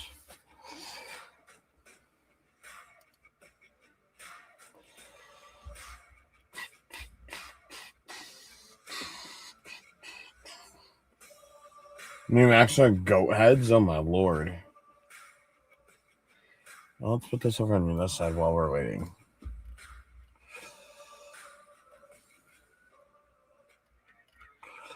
So, let's show. Begin. Yes, I'm human. Click on all the chairs. Try again. Oh, you don't classify that as a chair? All the hats. Thank you. Ottawa Americans, Bisons, Cincinnati Cyclones. Oh, they changed their 8 ECHL team. We got highlights. BC lost to Edmonton, which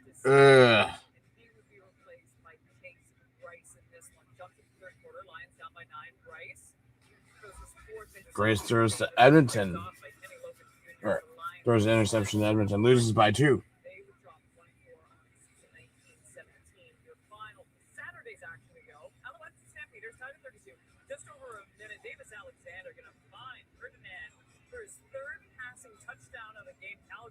Looking to respond. 3rd down. VA.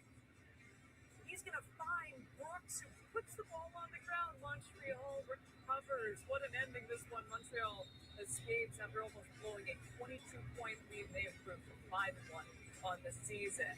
Then the second half of the Saturday doubleheader was the Battle of the QEW. Yes, Battle of the QEW. Let's go, Trey Ford. Show them what we're made of. Kenny Lawler in the back of the end zone. Look at that grab. What a great play from both guys. Showing the connection action for the Argos with a chance to win it. Larum kicks it with 2 seconds left and goes wide, and the Ticats win. That is not a single point. We did not go to overtime, and the Tiger Cats won. Which we will be showing A lot of storylines going on this week. the previews or the recap. What you may call it. The live stream probably tomorrow or Tuesday. Or tomorrow we'll do the Hamilton game. Tuesday we'll do the Montreal game. Green Rabbits, New York. Mine is Montreal quietly, 5-1. There we are. If you look at Iron Hammers. Alexander is doing, he's got 13 plays of over 30 yards, so they're explosive down the field. Plus Chuck Weber. Oh, wasn't he? They have a nasty line too. I just think that it's kind of expected. Wasn't he a coach once for the Rochester Americans? Davis is the best Davis playing Montreal for a while. Wow. That is a while. Compliment Davis Sanchez. 233, 167, and 51. Nice. Playoffs. Okay, winning. Oh, that's cool. You won the trophy twice. Oh, I could have sworn. I guess I'm not. I guess I'm wrong. I could have sworn he.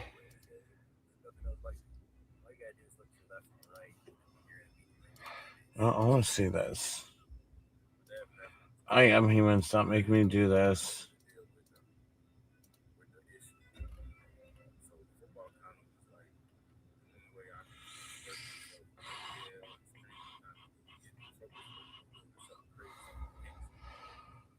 So you got 40 games, 4 more than us.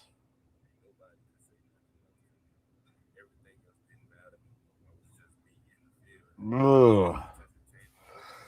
So that's weird because for what I'm paying less, and you get 4 less games than what these guys are paying. Same seat every game, MVP parking, availability, priority, aisles, seats, pregame, lounge. Bring a friend, 6, really. Oh, nice. Skate with players event, nice. Invitation special events, 15% off, discount area, no. Easy access to your tickets. Regular season parking price. Full season members save up to $200 a season on parking. Yeah, I guess so.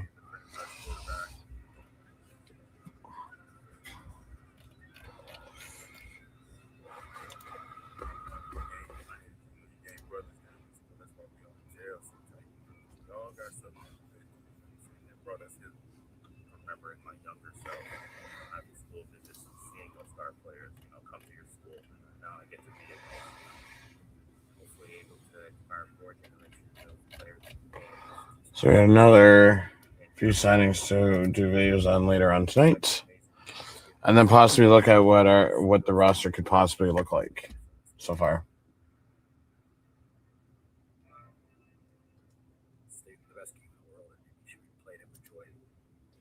Play it with joy. Guys, stop talking about kickoff June 4th. See, we're already into almost end of July. Like, come on. Get your crap together. The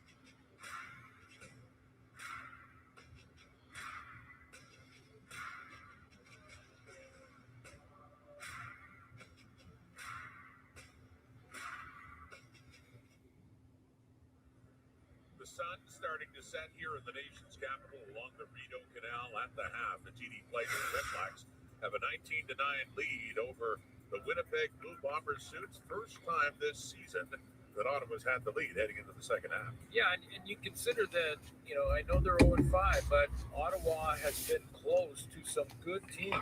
Montreal, they lost by 2. Saskatchewan, they lost by 5. I mean, this team has been knocking on the door. Can they knocking on the door here tonight against the Bombers? Well, for all the talk too, I'm curious, if you're a Bombers fan, is this going to be an embarrassment if you lose to the worst team in the league? Yeah, high level of efficiency, especially between the 30s, and then finally punched through with a touchdown late in that half, going to Gino Lewis, who drew the PI call. That was maybe their biggest play down the field to Pimpleton. But yeah, I agree with the panel. I thought they talked about Jake Mayer saying that made good decisions. He was efficient, on top of his game. Now can Ottawa finish? He was 17. See if Ottawa can finish the second half. Passing.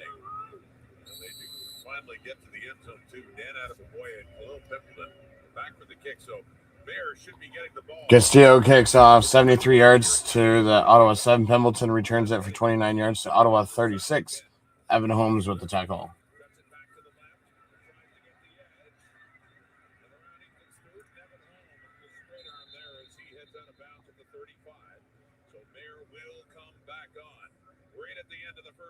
After the two teams were trading field goals, Ottawa finally found the end zone.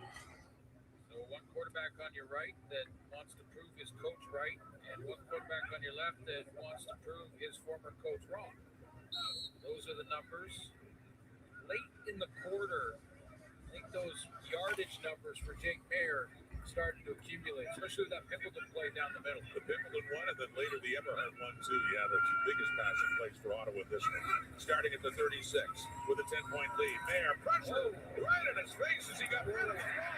It's complete to Eberhard. A big play right out of the gate. Ooh, and there's a flag.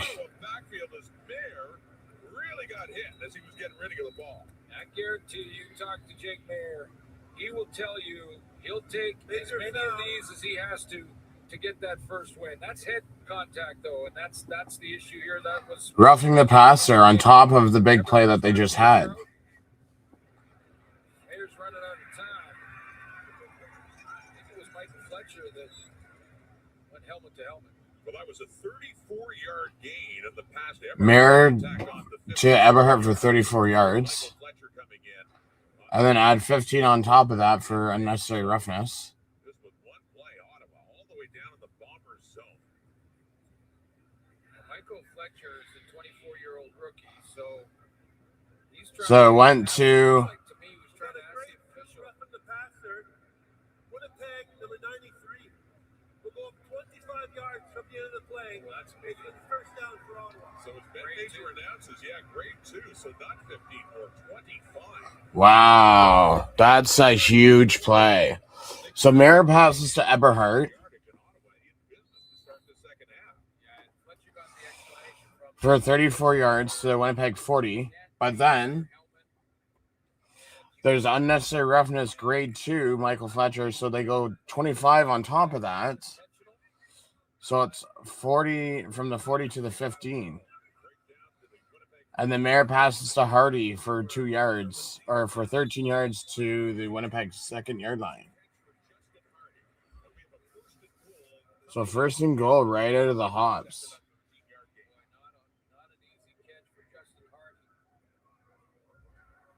going to run that just a little game there with Gino Lewis and then sits down nicely. And that's a tough catch to make, going down off your shoe tops. Keeping it off the turf.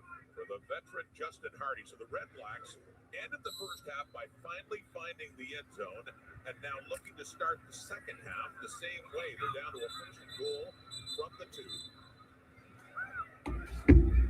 What do we got? Ottawa took a timeout.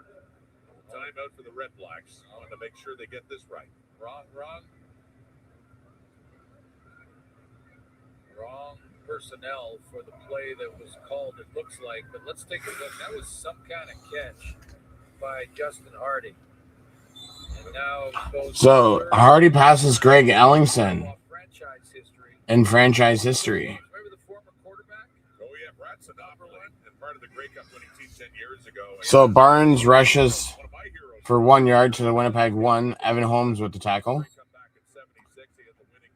So it's 2nd and 1 at the 1. So here we go. Barnes looking for another touchdown. He scored the Red Blacks touchdown at short yardage, but not enough there. At first and goal, so run it 2nd down. Very close. Do it again.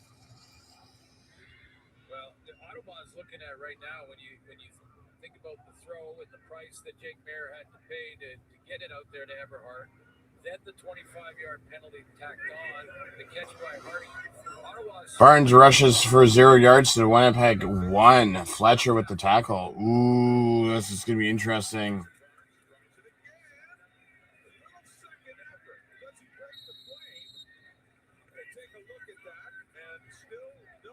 Announcement here, we could be looking at a 3rd and goal.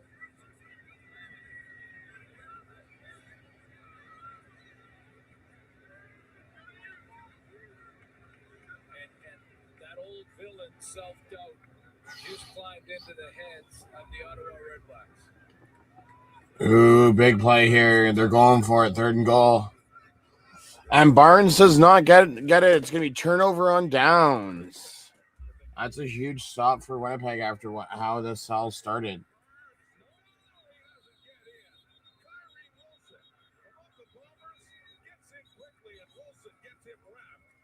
what a stand by Winnipeg. A turnover on downs on the 1. Ottawa had a 1st and goal and a chance to really open it up. Up by 10 and looking for more. 3 tries for Barnes. 3 times denied. Kyrie Wilson, and frustration for Ryan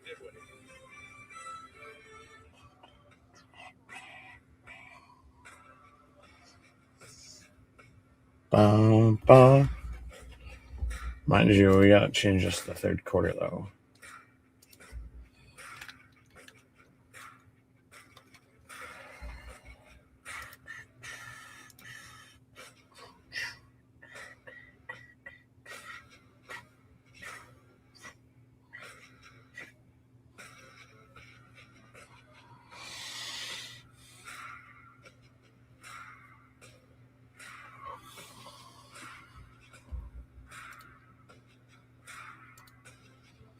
Jake Mayer's already at 246 yards.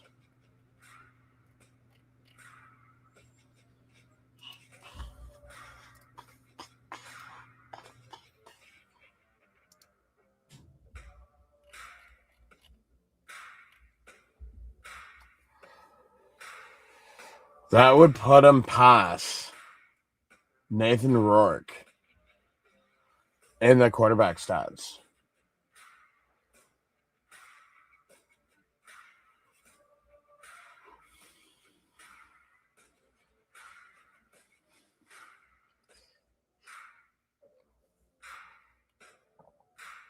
Just think about it, though. Rourke will be injured, so he'll pass him. So Rourke will fall down to 7th. Bombers come back in this game. Bo's injured. Claris is injured. Drew Brown has a long way to go to catch up to these guys. Tony Jones stopping him, and then the middle linebacker, Kyrie Wilson, comes off the edge, beats the block, and stops Barnes cold. 3 straight plays from the 1-yard line. The Bombers deny the Ottawa Major. A conversation with Ryan Dinwiddie now. Yeah, what an important stop, too, for Winnipeg down by 10. And the way that Drew Brown throws incomplete to Tim White. So it's 2nd and 10 at the 1. Big plays in big games. Remember Kyrie Wilson in the 2 cups they won? Big plays in those games. back in 19 and 21 out of the end zone now. Brown with time, and his target up high. Tim White went, but he is covered well. It falls incomplete. Shakur Brown is there. Drew Brown may have a scouting report on Shakur Brown because he's taken some shots at him.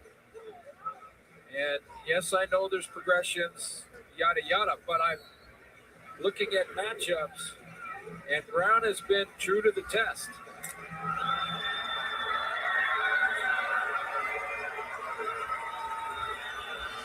Winnipeg, 4 for 9 for second down conversions, 44%. Oh, almost intercepted. Nearly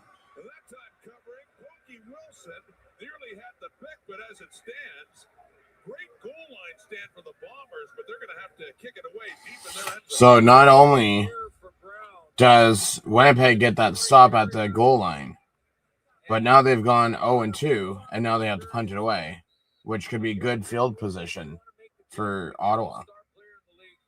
You got to think this way on every play.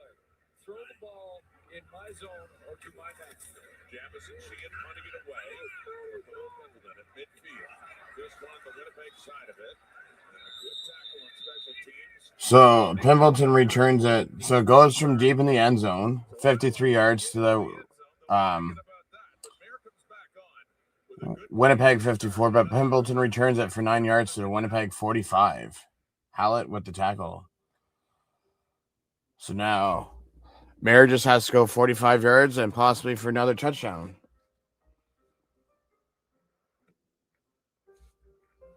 Bum bum bum bum bum bum bum bum bum bum bum bum bum. Do do do. Do do do. Do do do do do do do.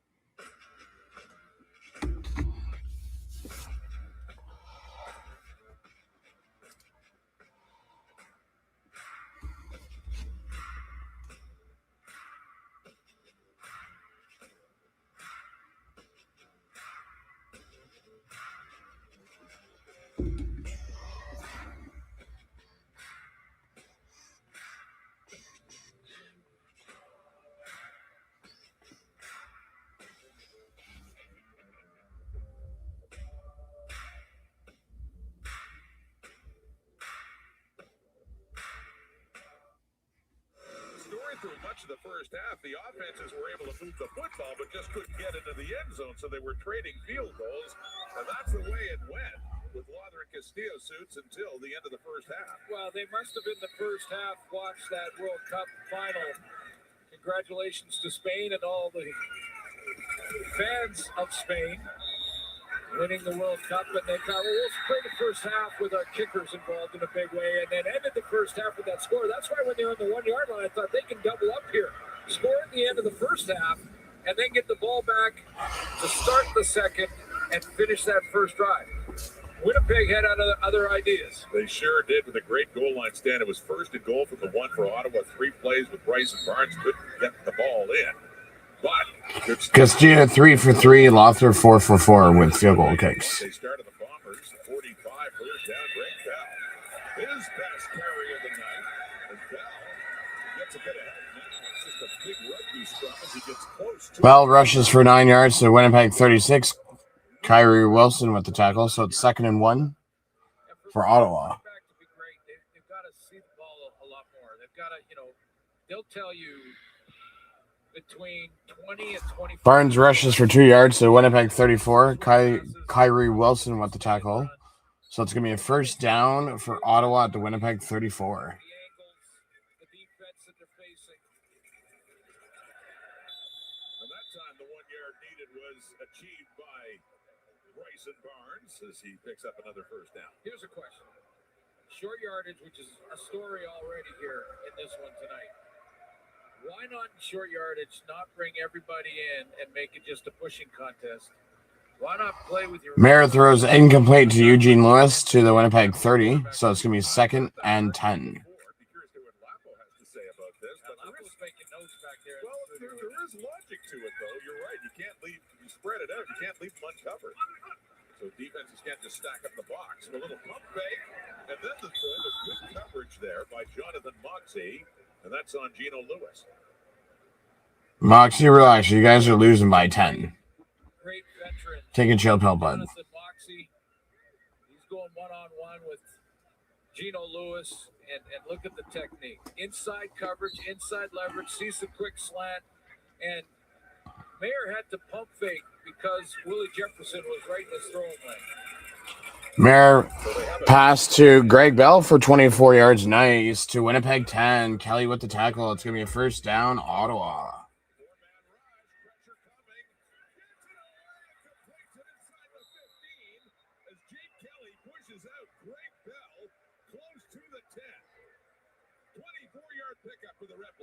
Maybe the greatest example of Jake Mayer composure in this football game, because he was under the gun. Pressure, 3 defenders, right in his face, saw the corner from his tailback, and put it on him.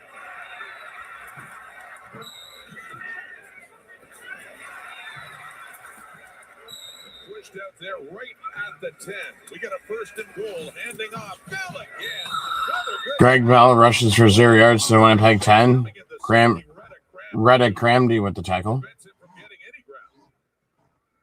Now, Jordan Younger's done this formation down in this area a couple times to stop the run and bring Reddick Cramdy down. He put Tony Jones on the edge, and if you're taking Cramdy, your free safety out of the middle, Jake Mayer's got to take note of that and say, hey, if number 6 coming down that low to the line of scrimmage, then we're going to go hot right over the middle.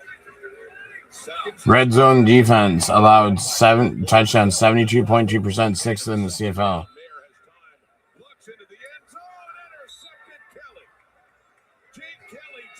Mayer throws an interception.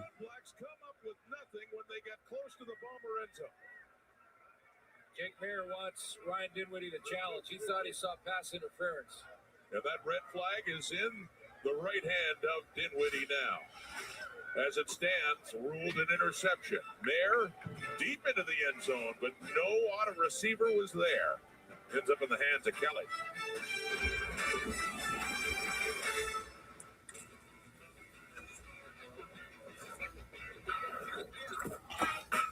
Bite. Fight.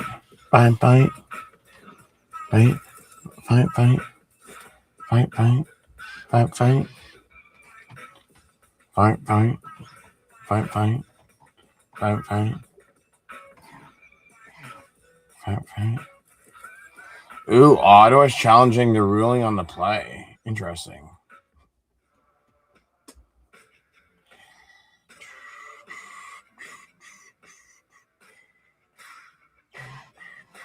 They're challenging for pass interference.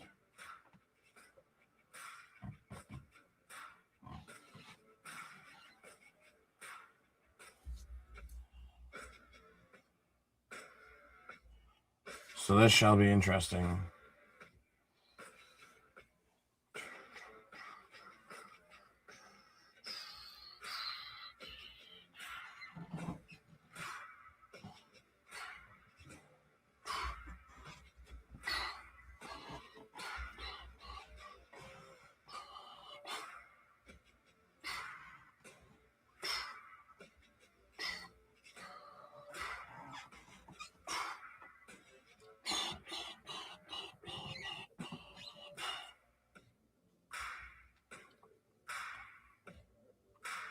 So Ryan Dinwiddie is going to challenge pass interference. There's Justin Hardy, the intended target.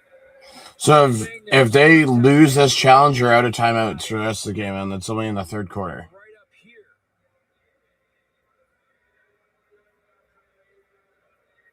That's the contact, and that was the intended receiver. Now, there is was the ball catchable, part of this discussion for the replay center, but Ryan Dinwiddie has challenged the play. Jake Kelly was over the top, wasn't covering. He's not the guy that committed the foul, if it is, in fact, a foul in the eyes of the replay center. That was Diedrich Nichols. Jake Kelly in his 4th year at a Bishops. So they called it an interception, challenged by Ottawa. Here's the decision of the replay center. Upon further review, Ottawa had asked for a challenge, requesting for possible defensive pass interference on the play. Upon further review, the ruling on the field stands.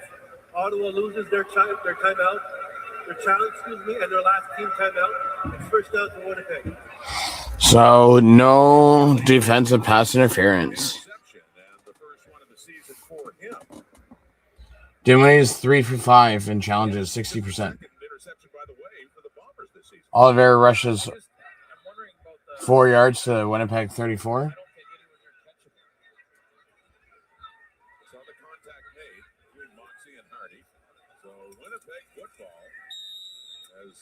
The Bombers dodged some trouble again. Twice, goal to go for Ottawa and no points on the board. They had the stand and then the pick in the end zone and Drew Brown back out.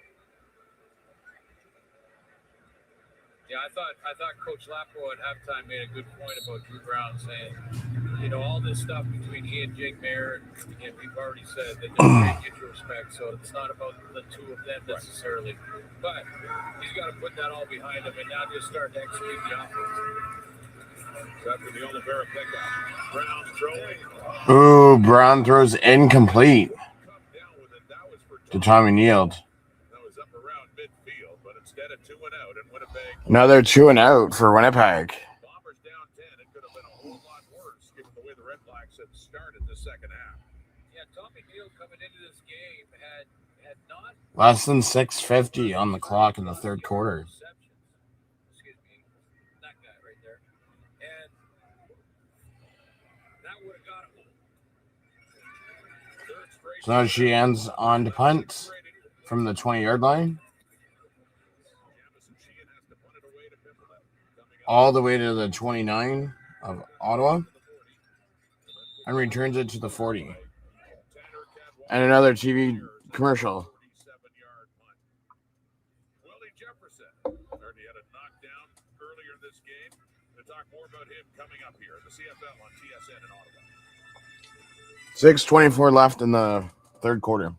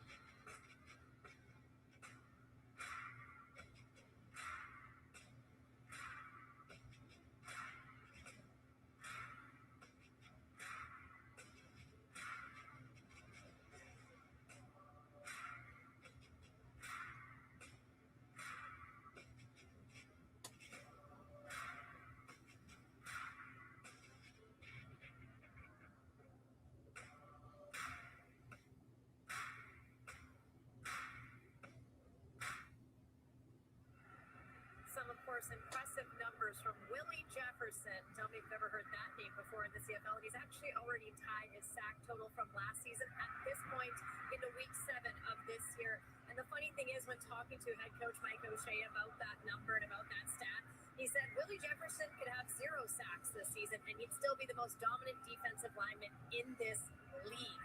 Now, of course, there's the addition of Jake Ceresna this year on that D-line that's helped. He's tied for the league lead in sacks with 4. But you guys talked about the CFL rookie, David Reese, who's finding himself making an impact on that D-line. And I think it helps playing with a Willie Jefferson. But Jefferson gave it right back. And he said, it's these young guys that are keeping him feeling young. And he said, I just want to show them what it takes to be great in this league. And he certainly is capable of showing what it takes, Brett. We've seen that time and again. Daniel Attaboy in at running back again for the Red Blacks. They have the ball back. Attaboy is the ball carrier, too, as he gets it up. Daniel Attaboy rushes for 5 yards to the Ottawa 45. Jenkins with the tackle. Been some defensive statements made at different times in this game. It may just be the best game so far that the Ottawa defense has played all year. But I've seen a huge improvement in the Bomber run defense in this game. They've tackled very well, especially in the first half with that guy, Tony Jones. And then the goal line stand. And, of course, the stand as well. Mayer passes to White for 7 yards to Ottawa 52. First down. And a first down, too, and that's up across the Ottawa 50, closer to midfield, taken down by Dietrich Nichols. I don't want to say Tyson Philpott and make any comparisons here, but I think Keelan White, and I know his family well. I know his father. I was a teammate with Richard in both SFU and Saskatchewan, and I did a speaking engagement with young Keelan in this past offseason. He's a great, smart young kid with a huge... Keelan has 4 catches for 27 yards, and Bell rushes for 14 yards to Winnipeg 44. Evan Holm with the tackle.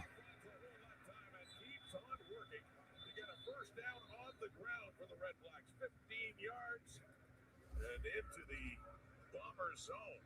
Yeah, I was going to say, when you're a running back and you get that 20 carries, it's the 16th, 17th, 18th, 19th, and 20th that you really get going. That's when you add those yards. That's when you get to 100. And all of a sudden, Greg Bell is starting to feel it. That's a couple of runs in the last 2 series. 9 carries for 37 yards. Bell rushes for 12 yards to Winnipeg 32. Michael Griffin the second with a tackle, first down, Ottawa. Yeah, that's that jump cut. That's what I mean about understanding how the blocks are set up, getting into a rhythm with your offensive line, and then nice jump cut there with the puller coming around the edge. Daniel Naboye rushes for 4 yards to Winnipeg 28. Drew Nichols with the tackle. And it's going to be 2nd and 4.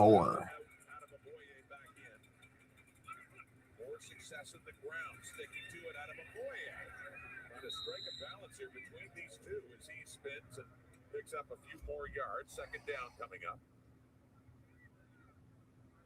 Another former Toronto Argonaut pick, actually, out of Okoye. Played for Ryan Dinwiddie. Won a Grey Cup with Dinwiddie. Yep. The Argos. Last year, outstanding Canadian nominee for Ottawa, and I think could be a feature back in the league given the opportunity. He got 4 at 2nd and 6. Winnipeg 28. Here comes Mayer passes to Pimbleton for 16 yards to the Winnipeg 12. Evan Holmes with the tackle. It's going to be a first down, Ottawa.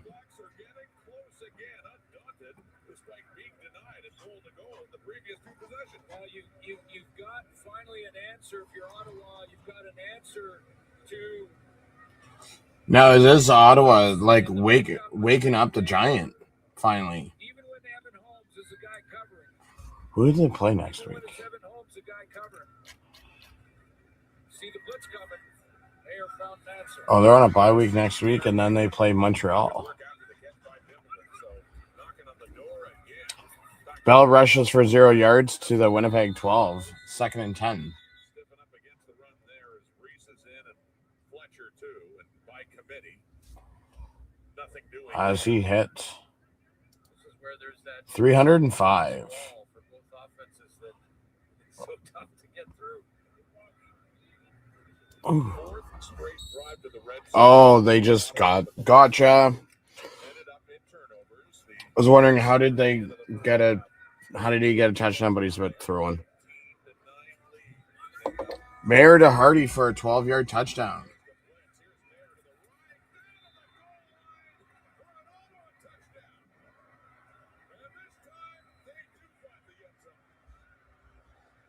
It's such a chess match between coordinators, and Jordan Younger on defense has run this blitz down in this area now 4 or 5 times.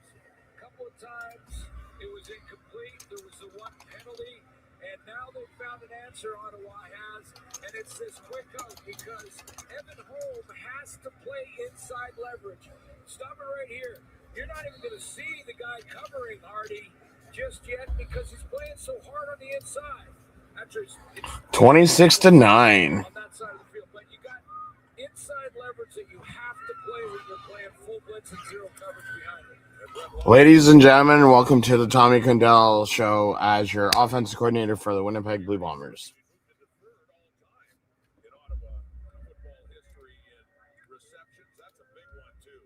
REDBLACKS are dominating this game. They don't have as many points to show for it as they'd like. But that was They've had 2 sets of plays, and they've all been 0-2. Like, and now it's a 26-9 incomplete, and that 2 incompletes and a pass or run and an incomplete. 9 for 18, less than 100 yards passing. And Hardy can't just run a lazy double move out. He's got to get there. It's got to be a speed cut because now it's a timing issue. There's going to be a free hitter defensively. If that free hitter gets home and Hardy's not out of his break, it's an incomplete pass or worse. So well executed. On about the 4th or 5th time, we've seen that exact same blitz look and man-to-man behind it. 0, by the way, meaning no safety in the middle. You're man-to-man coverage across the board. Whatever happens from here on in, this is certainly the best the Ottawa REDBLACKS have looked this season in game number 6. Offense looking sharp. And yeah, we haven't even factored in. What does Greg Bell have now? 49 yards. Brady Oliveira only has 22 rushing yards.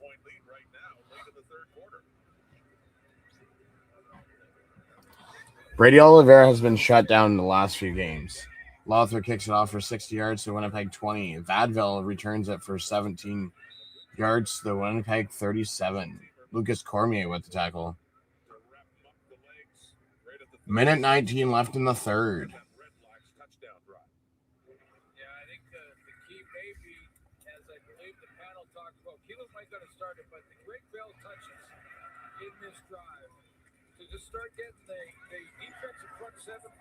Brown passes to Nick Dembski for 26 yards to the Ottawa 47. Murray Henderson with the tackle, so it's going to be first down, Bombers.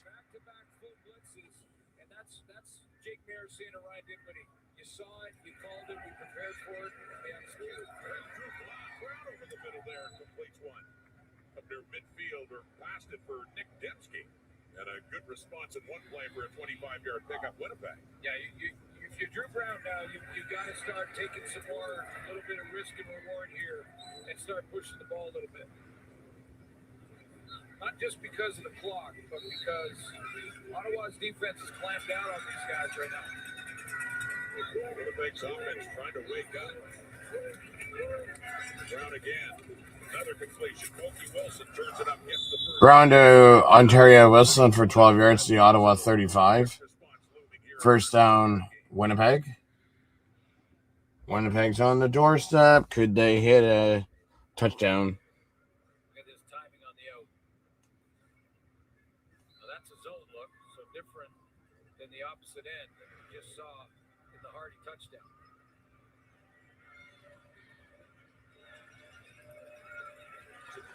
Play in the third quarter now.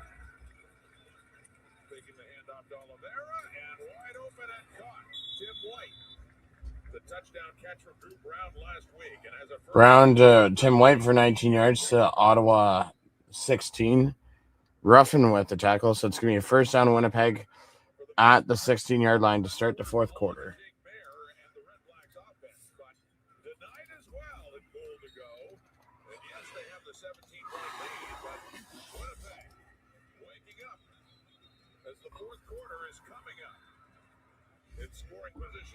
As I will be right back, and I go fill up my cup.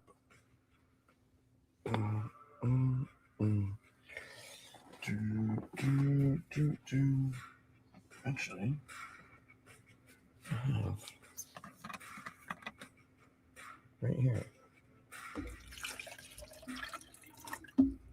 Good enough for now.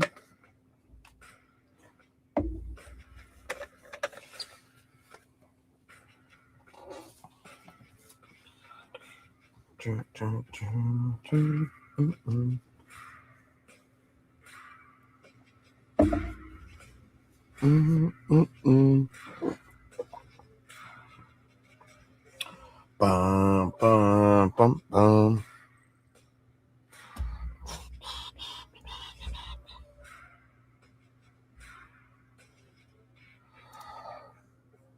$156. He's only missed 9 passes. Just like that. He was at 9 for 18, 99 yards, and he's at 156. Terry Wilson's missed 5 catches. I mean, you're still shutting down Brady Oliveira, though.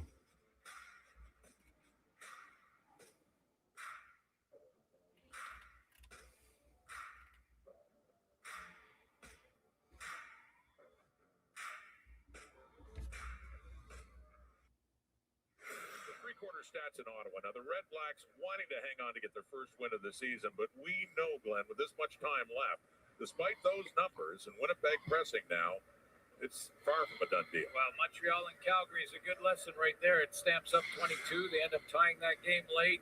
Yeah, let's buckle up because it's far from over, especially with a team that was 0-5 coming into this game tonight, because self-doubt can jump back in there very quickly. So Drew Brown, nice drive to answer that touchdown down inside the 20 now. If he caps this drive off with the major, that's when Ottawa's bench starts to wonder. And maybe they start squeezing the stick a little tighter. Especially since they had that 1st and goal at the 1. And there was a goal line stand, and then they had goal to go the next time. It was intercepted. So 2 turnovers. They came up with nothing there. Winnipeg's looking for something here. And off to the left, it's caught. Dante Daniels, and a flag coming out as he... Oh, there's a flag on the play. Inside the 5. Be enough for a 1st and a goal to go coming up here for Winnipeg. We'll see what the flag's about. This is a new trend. I keep talking about it. It's a new trend. Dante Daniels, if and I'm knocking on wood here, but if there was any injuries in the O-line, Daniels has got to understand that he might be called. If it's anything like Hamilton last night. Saw Max Mang in there playing guard for the Hamilton Tiger Cats in their victory over the Argonauts. Still sorting out what the penalty is here. Not sure what this flag is because the tackle looked fine and clean. It was just a low sort of. Was there a hit on Drew Brown or something? No. He looks clean. Oh, I see. Is it the Tommy Neal block? Yeah. Tommy Neal, you can't come back towards your own line of scrimmage, towards your offense. Make a blindside block. Deontay Ruffin. The Red Blacks, the one hit by Neal right there. Yeah, that's illegal. So, yeah, they had been, and it looked like 2 fouls against Winnipeg. Procedure, they're both against number 83, procedure and blindside block. We'll go back 20 yards and we'll replay 1st down. Ooh. by Ben Major. So not only did Drew Brown pass Daniels for 13 yards to the Ottawa 3, but now because the illegal block and procedure, they go back 20 yards. So now it's 1st and 30. And now Drew Brown passes to Corcoran for 5 yards to Ottawa 31.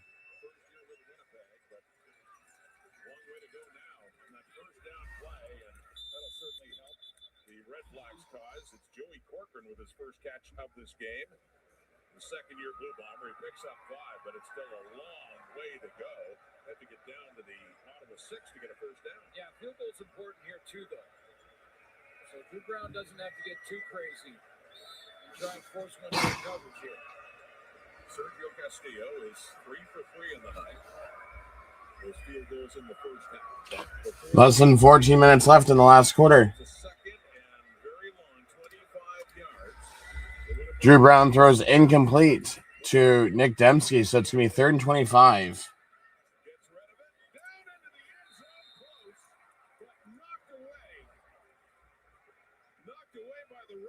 Knocked away by Lucas Cormier, so it's going to be 3rd and 25 from the Ottawa 31. Cormier makes a play at that end on Dembski. You'll see his route.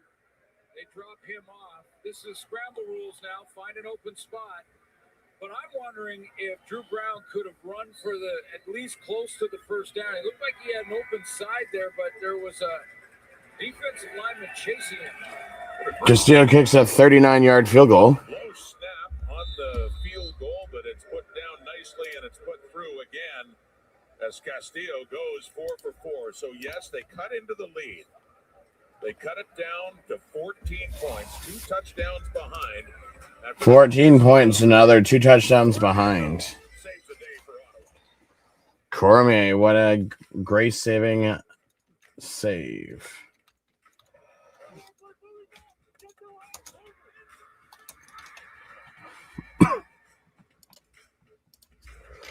So now you're down by 2 scores.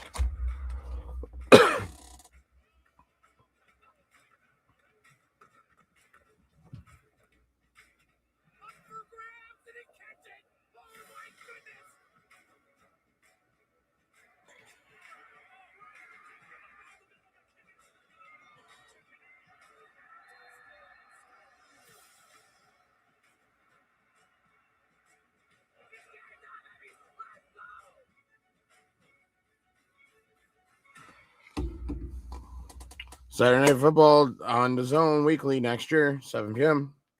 So this game, oh no, that today's Sunday, never mind.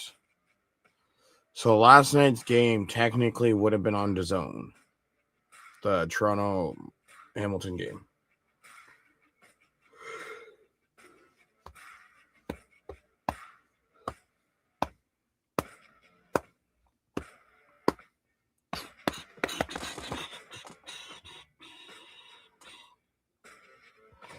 So now Ottawa moves up 9 yards from where Winnipeg was at the 31, move up 9 yards, and that's where they start with the field goal or with their offense because of the field goal. World Cup coming to an end today. MLSO in mid-season form. TFC and the New England Revolution. That's coming up Wednesday, 7:30 Eastern, 4:30 Pacific time. That's right here on TSN. And we are we'll be in now, week 7. Greg Bell rushes for 4 yards to the Ottawa 44. Kyrie Wilson with the tackle. 2nd and 6. Back with the football, and Greg Bell, who's been running much better in the second half, picks up 4 more yards now, and a 2nd and 6 coming up. Yeah, I would suggest maybe best games for Greg Bell this season. One of the best games for the Ottawa defense this season. But this is a big second down. Field goal. It's a 2-possession game for Drew Brown. He's buckling up, expecting his defense to come up big here. On that touchdown pass by Mayor to Hardy, that put him over 300 for the night. 23 of 28 for 305. And throwing here. If he can get it away, he steps up. Going to take off. Kyrie Wilson wraps him, takes him down, and a flag is out as well. That play took a little bit too long to develop and probably will be a holding. But first down was not gained by Mayer. Mayer rushes for 3 yards to Ottawa 47. Kyrie Wilson with the tackle. And then there's holding on Vaccaro for 10 yards. So they go back from the Ottawa 44 to the Ottawa 34.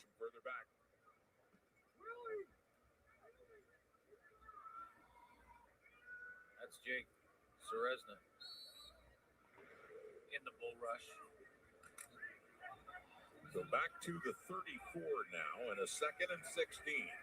Red Blacks 26, Bombers 12, fourth quarter now, with over 12 minutes to go. Underneath, caught by Everhart. He just does a spinorama as both Jones and Cramdy are involved. Mayer passes Everhart for 7 yards to the Ottawa 41. Cramdy with the tackle. And the punting unit is going to be coming on for Ottawa. When drives have been snuffed out by the Winnipeg defense, it's because of those 3 guys most of the time. Ramsey's made some good plays on the run, too. So first 2 and out for Ottawa, and first official punt now. Remember when Noah Getman punted in the first half, it was a flag against Winnipeg, and the drive continued. So here's Trey Babel going to his left. Picks up a block across the 40. Is hauled down a little bit past that point in time. Special teams unit of the Red Blacks. Drew Brown coming on now against his old team with some work to do here and 2 touchdowns behind. One of my favorite moments in that game last week was Ray Babel. He fumbled. Getman punts his first punt for 46 yards to the Winnipeg 23. Vaville returns it for 22 yards to the Winnipeg 45. Parks with the tackle. So it's going to be 1st and 10 for Winnipeg at the Winnipeg 45. Vaville 5 kick returns, 3rd in Bombers history. Brown passes to Tim White for 25 yards to the Ottawa 40.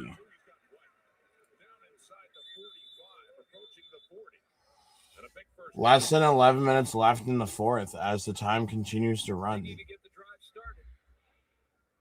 Aaron Casey with the tackle. Risk-reward ledger is now pushing more to the risk part of it. See the 3 or 4 defenders right there, but Tim White comes up with it. Just outside the 40 now. 25-yard pickup. Oliver rushes for 4 yards to Ottawa 36, so it's going to be 2nd and 6.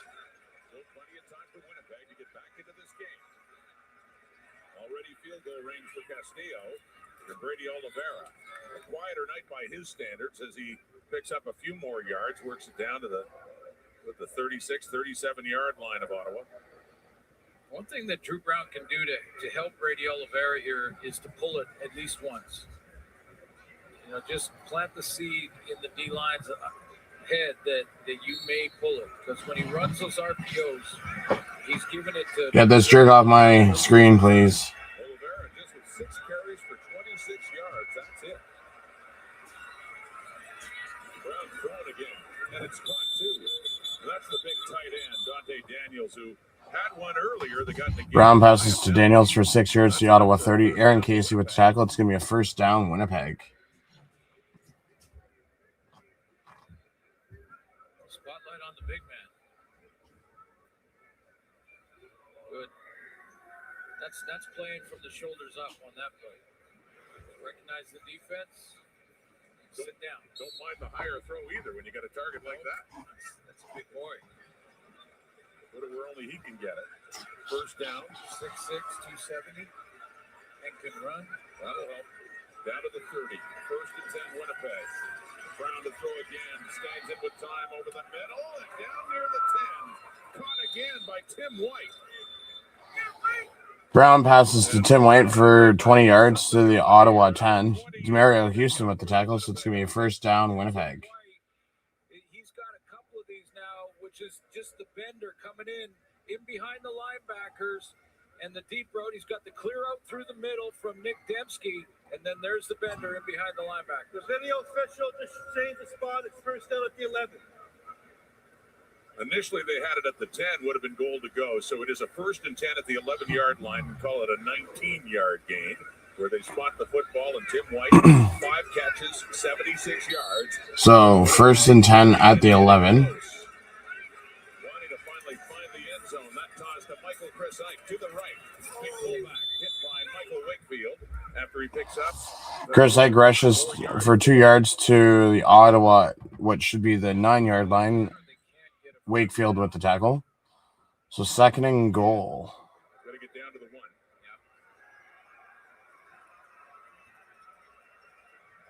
In this case, they are down inside the 8.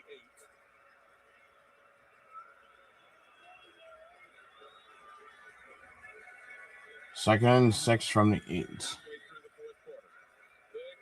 down here, Winnipeg. Brown steps up with time. End zone touchdown. Throws a touchdown to Nick Dembski. And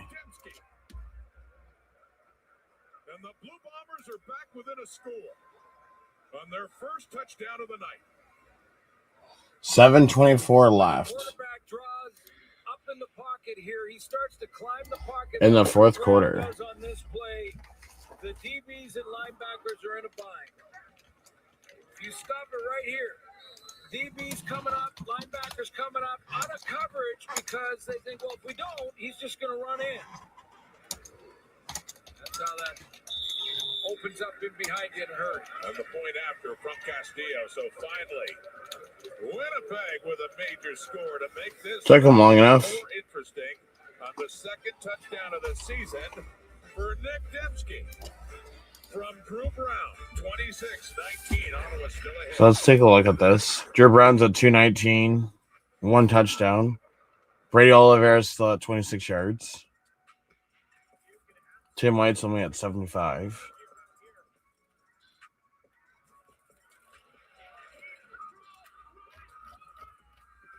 Jake Mayer's at 312. Never would I have thought Greg Bell would have more rushing yards than Brady Oliveira.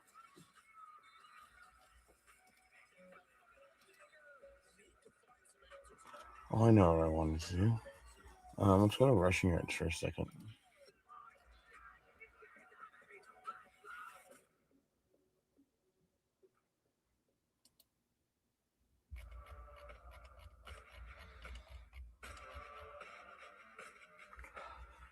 So he's had less than 100 rushing yards in 4 of his last 5 games.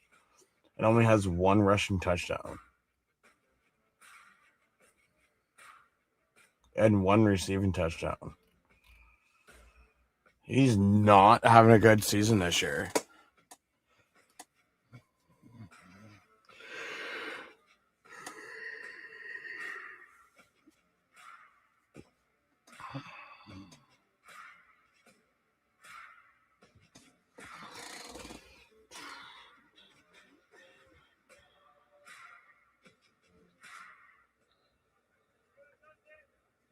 Drew Brown climbs the pocket and finds Nick Dembski. And this is what I mean about a DB. See how any underneath coverage is now chasing after Drew Brown because he climbed up. And all he has to understand is where the line of scrimmage is. When Brown comes up the field here, where's the line of scrimmage? As long as I don't cross over that, we got to play.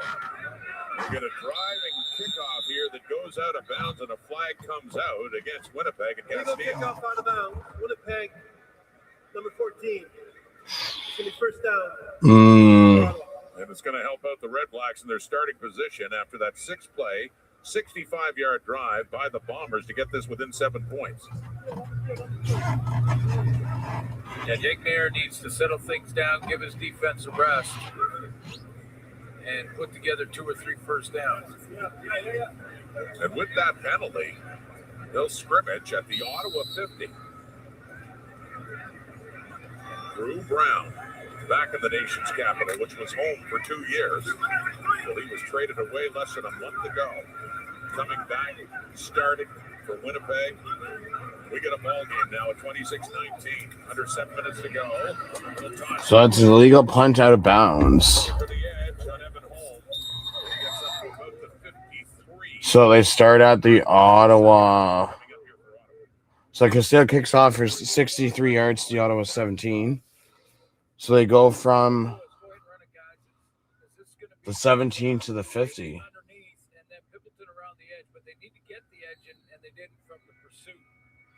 So Pendleton rushes for 3 yards to the Ottawa 53, sorry. Evan Holmes with the tackle, so it's 2nd and 7. Turned it back inside, so limiting the game. 3 yards, 2nd and 7. 6:15 in the clock and a 7-point lead. 4-man rush, pressure on And there's a flag. the heat coming from Jake Serezna. On that 4-man rush, the Winnipeg D-line, and the flag and the punting unit is coming on here for the Redblacks. Ottawa number 61 will decline the penalty. Wow, don't tell me that Winnipeg's going to come back and tie this game Willie Jefferson and Jake Serezna. on that sack. He said how much Serezna has helped. And when you see this twist in the middle, sometimes they'll put Willie Jefferson, take him off that DN position and put him in the middle. He gets a matchup on a different player, a center or a guard, and that little twist up front between Jake Serezna and Willie Jefferson works like it's drawn up on the board. I don't know the stats if they share that one, but Serezna came in with 4 to lead the way, and Jefferson had 3. And they team up to take down Mayer, and they're going to be getting the ball back now. Noah Getman finally punted. 6:07 left, and Ottawa's up by 7. Only did it once in the first half. So I wonder, Against Winnipeg, it extended the 2 and outs this season, they're at 38%. Benson swinging in this ball game in favor of Winnipeg. Some tension here in the nation's capital. The Redblacks are trying to hang on to get win number 1.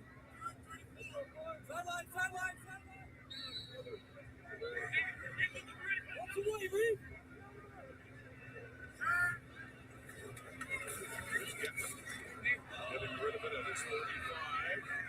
And it sails out of bounds in the air. Now that's a penalty. If it does that outside the 15, there would be a penalty if it goes out of bounds in the air. So Getman punts 34 yards to the Winnipeg 32, but that's an illegal punt this time around. So it goes from the 32 to the 42. So both teams have had a legal punt their last punt.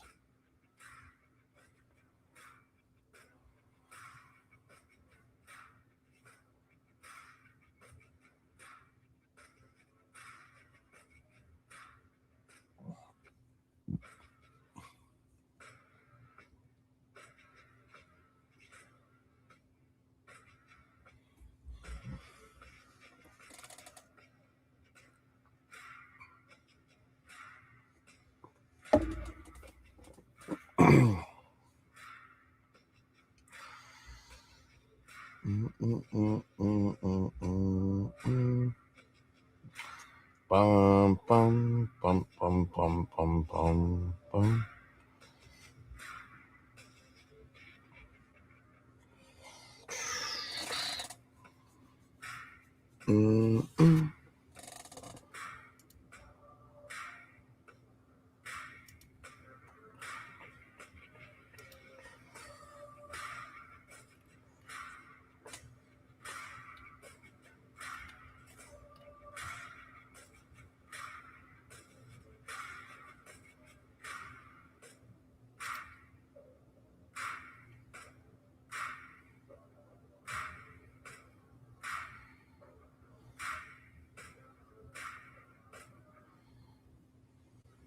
Drew Brown. Interesting stat here in the history of the Ottawa REDBLACKS. You got Trevor Harris with 21 wins, Henry Burris with 18. Drew Brown is third. Trying to make sure Ottawa doesn't pick up a victory tonight. Lots of chat on social about the quarterback situation in Ottawa since Trevor Harris left. After the 2018. Drew Brown throws to Ontario Wilson is incomplete, so it's 2nd and 10 at the Winnipeg 42. As the clock continues to run.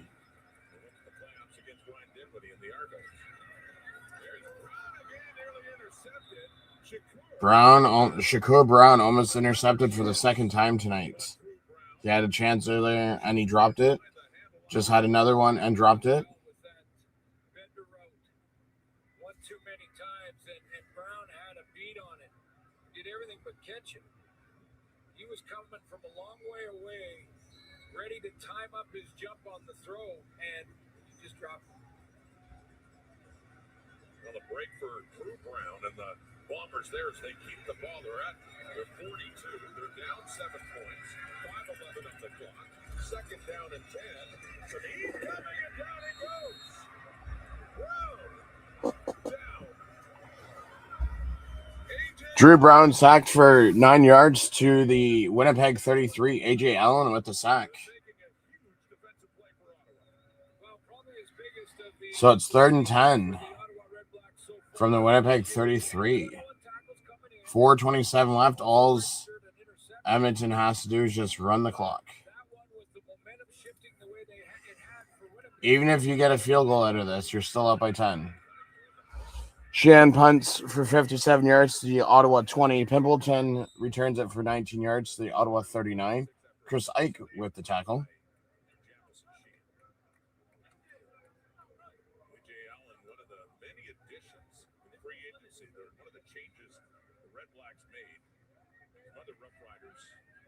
Over as well, of course, C.J. Rivas, Brett Lawther, but also Hava Baldonado was injured and out of this game. And Jake Mayer, and you got to believe that that's a little celebration for Jaden Dalkey. A tribute to his friend and former teammate Jaden Dalkey. Bell rushes for 11 yards to the Ottawa 50. Evan Holm with the tackle. It's going to be a first down.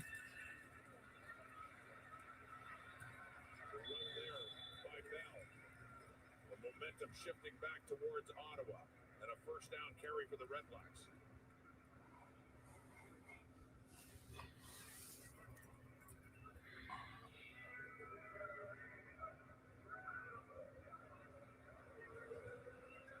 Well, that's good line play up front. That's big boys driving. Greg Bell rushes for 1 yard to the Ottawa 51. Reese with the tackle, so it's 2nd and 9 from the Ottawa 51. Make it a two-score game again as we work it down. 3.5 minutes to go, but that time nothing. Michael Ayers is there to stuff up the run, and Bell right at the 50. And like a timeout for Winnipeg. Getting that timeout in before the 3-minute warning. Yeah. And get the timeout, make sure on this crucial 2nd and long, you've got the right defense with the right personnel, get the ball back in his hands. And now these are the moments that good teams find a way. Teams that have been struggling continue to struggle. Let's see if Ottawa can change that. I mean, pressure more on them in this moment, even though they have the lead, if that makes any sense. Barrett throws incomplete to Pimpleton, so it'd make it 3rd 9 at the Ottawa 51. Second and 10. Ottawa 50. Pressure and coming back to the football and hit right away. It's incomplete. That was Moxie. The coverage there for Winnipeg and timed it up perfectly. Yeah, he did. He's made a couple plays tonight. Can add him to this defensive effort for the Bombers, and he steps up. Nice drive downhill on the football. I don't think Pimpleton had it long enough to make. Oh, it looks like Pimpleton hurt his wrist. Getman standing at the 35. One-score game, heading down to the 3-minute warning as it is. 3-minute warning. There now. Ottawa trying to hang on. They're about to send the ball back to Winnipeg, looking for the comeback. Can the REDBLACKS finally get win number 1?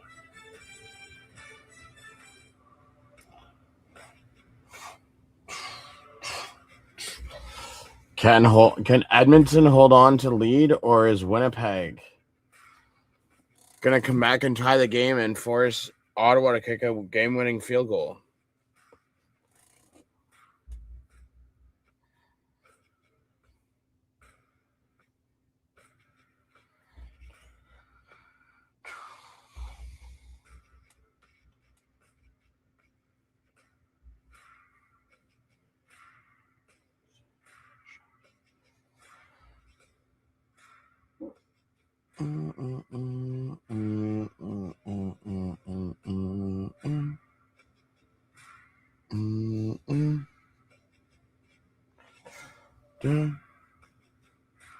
Bum bum bum bum bum bum bum bum bum.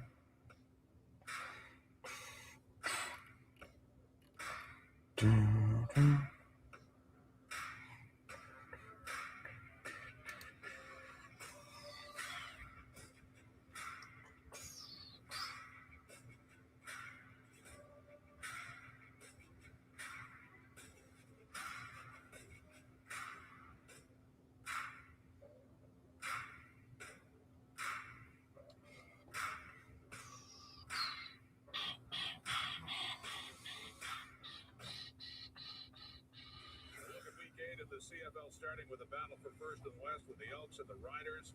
Friday Night Football, Stamps, Bombers. Argos taking on the BC Lions and the Ticats coming off a win against Montreal. But it starts in the Thursday night of Mosaic Suits and what is bound to be an extraordinarily emotional night. And just the heartbreaking news today, the death of one of the Rough Riders, defensive players, Jaden Dalkey, killed in a car accident last night.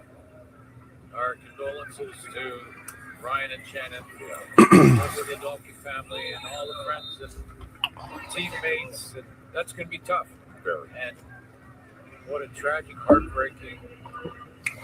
Gammon punts 43 yards to the Winnipeg 16. Vadeville returns for 15 yards to the Winnipeg 31. Ruffin with the tackle.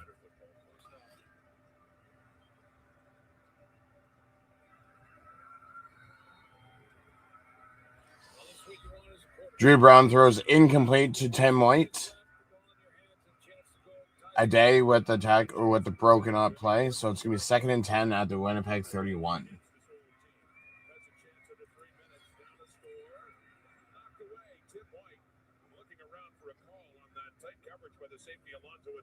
I don't think that Michael O'Shea is going to throw the challenge flag here, not because he saw it cleanly or whatever. He just saw Tim White, who's in the slot back. Winnipeg is challenging the rule of the play. Well, now he might challenge that because it looked like he was early. Looked like a die did arrive early there on Tim White. The discussion with Ben Major with that challenge flag out. I'm not sure that he's. I'm not sure Winnipeg is challenging the last play. They believe there should have been a defensive pass interference. The play will be reviewed. I'm not sure that Michael O'Shea. You know how players have a signal, and many of them, especially receivers, who think they're open all night, whether they are or they're not. they'll get up and they'll motion immediately. And Tim White did that. You see, he gets up. He wants to give the signal to his coach. Look, this was PI. And then O'Shea is not going to be, I don't think, influenced much by that. But what he will be is what he hears on the replay when they see it. And was the contact early? And he throws a flag. So the replay center looking at this. Was this pass interference? Here's the ruling. Upon further review, the ruling on the field is overturned. We have defensive pass interference, Ottawa number 20. It's going to be first down for Winnipeg at the spot of the foul. Yeah, the spot. So it's defensive pass interference. The guy's contact was early. So it's 1st and 10 O'Shea throws a challenge flag. at the Winnipeg 48. Drew Brown throws an incomplete pass to Ontario Wilson. So it's 2nd and 10 at the Winnipeg 48. These final seconds must feel like an eternity for Ottawa. Brown, the old quarterback, has the ball, and in behind, Pokey Wilson coming in. Little mix-up as that falls incomplete.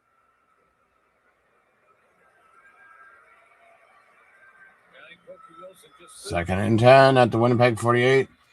They're 6 for 15 for second down conversions tonight.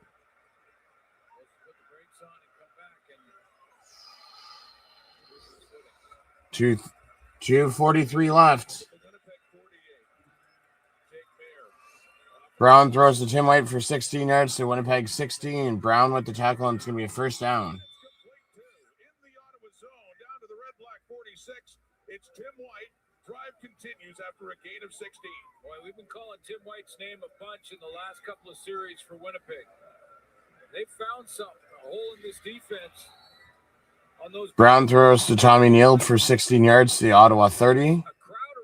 A day with the tackle. So even if they get a touchdown here, there's still time on the clock for Ottawa to go down and kick the game-winning field goal. Nick Dembski flies through this as a decoy. He's out here, and he's going to just absolutely put the burners on to try to pull coverage with him. The only reason he's doing that, he knows he's the decoy. He's trying to hold the safety, Alonzo Adai. There goes Dembski. He holds the safety. His teammates open. 16 more yards down to the 30 and a first down. Quickly again. Knocked at the line, but still caught by Wilson, who picked up 5. Brown throws to Wilson for 5 yards to the Ottawa 25, so it's going to be 2nd and 5. 2:03 left. So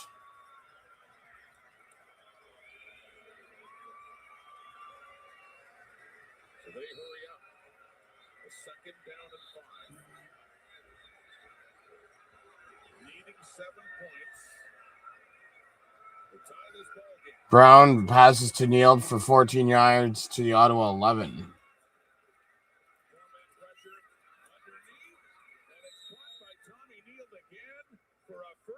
As they get closer to that Ottawa end zone. Another combination route between Dembski and Tommy Neal. This time from the other side of the formation, and not the deep ball, but Dembski's right on this part of your screen. He's going to be the decoy so that Tommy Neal can flash open over the middle. Down approaching the 10 now. A 1st and 10, Winnipeg. Excruciating on the red-black sideline. And a great sense of hope for Caleros and the Bombers on the other side of the field. Here we go with Brown. Pressure coming. Quickly gets rid of it. It's caught by White. Down near the 5. Shy of a first down, but still a good pickup on first. Brown throws to Tim White for 6 yards to the Ottawa 5, and it's going to be 2nd and 4. Secondary blitz coming from Ottawa there. Picked up nicely by Drew Brown. Still plenty of time in the clock here in the 4th quarter. 1:15 counting down just outside the 5 at a 2nd and 4. Drew Brown would execute this comeback. Looks to the end zone. And it is caught by Wilson. Shakur Brown says no, and it is waved down as an incomplete pass. Wilson thinks he caught it. Looked like he caught it initially, and they would have 1st and goal here. maybe even a The touchdown. previous play is under automatic review by the replay center. So the question is, it is a catch. It's just, is it a touchdown? You saw the ball underneath his.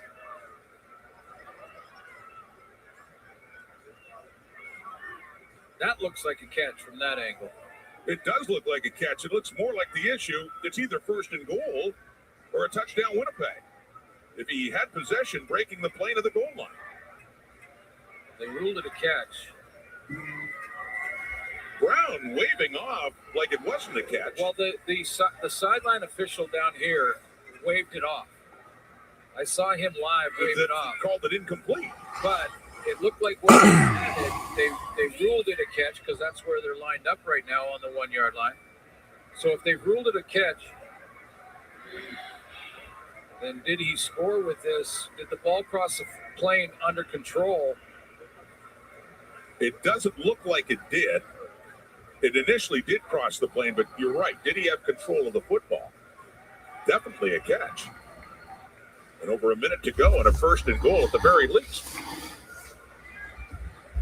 Now you know Jake Mayer is looking at the clock down on the 1 yard line saying, if they do finish this drive, give me 45, 50 seconds. Get in field goal range. Here's the ruling. Upon automatic review by the replay center, the ruling on the field is overturned. We have a touchdown for Winnipeg. So it's a touchdown, Winnipeg. Wilson, a point after from tying this ball game. Now, we've seen a goal line stand in 3 separate plays by the Bomber defense. So Castillo ties the game. But this might be the best scenario for Ottawa in that they're going to tie this football game with this extra point. So now they have a minute 3. Now, that would have been if they're on the 1 yard line. They're going to eat up another 20, 30 seconds. They're all the beats of Castillo tonight. There have been many. That's the most important one. The point after to make it 26, 103 in the clock for Jake Mayer.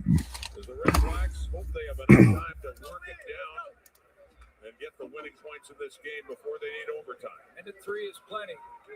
Depends on the return is going to be a big part of the equation here. And then that Winnipeg defense that has played a very good game just, throughout this game. They had the goal line. See what Ryan Dinwiddie and Jake Mayer have. 17 unanswered points for the Blue Bombers. You have to think, if Ottawa does not win this game tonight, they'll be wondering what might have been to start the second half when they twice had goal to go, when they had it at the 1 and couldn't punch it in, and then another time when there was an interception. Yeah, no question. And this quarterback duo, who gets the final say? Who gets the final word here? The duel has gone back and forth. They don't play, obviously, against each other on the field. But, boy, this game... But that was the story. For more reason, yeah, absolutely. As you put it well, Drew Brown wants to prove him wrong. Jake Mayer wants to prove Ryan Dinwiddie right.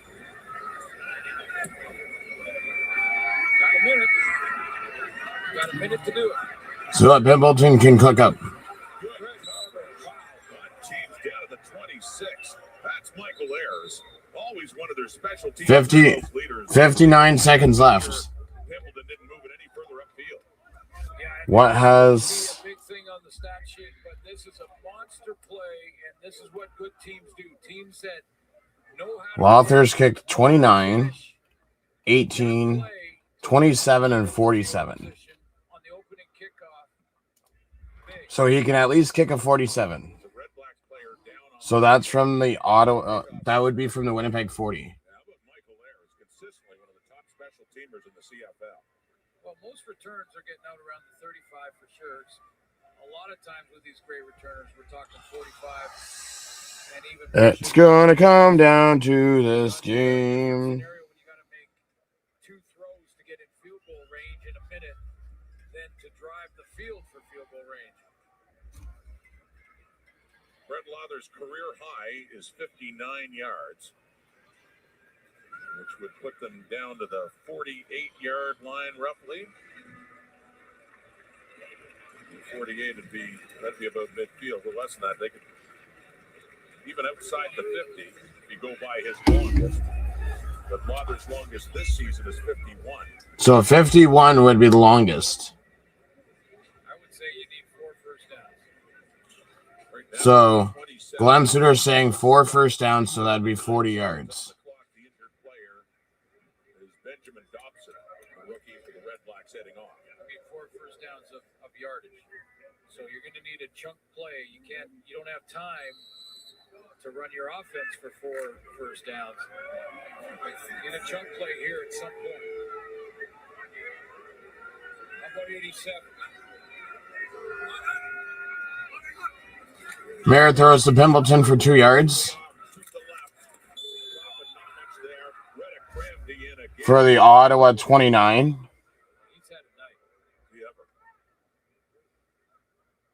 Limited gain, second and long. Well, Reddick Ramsey played in that Sam position last couple of So years. second and 8 from the Ottawa 29. Great flexibility for Jordan Younger.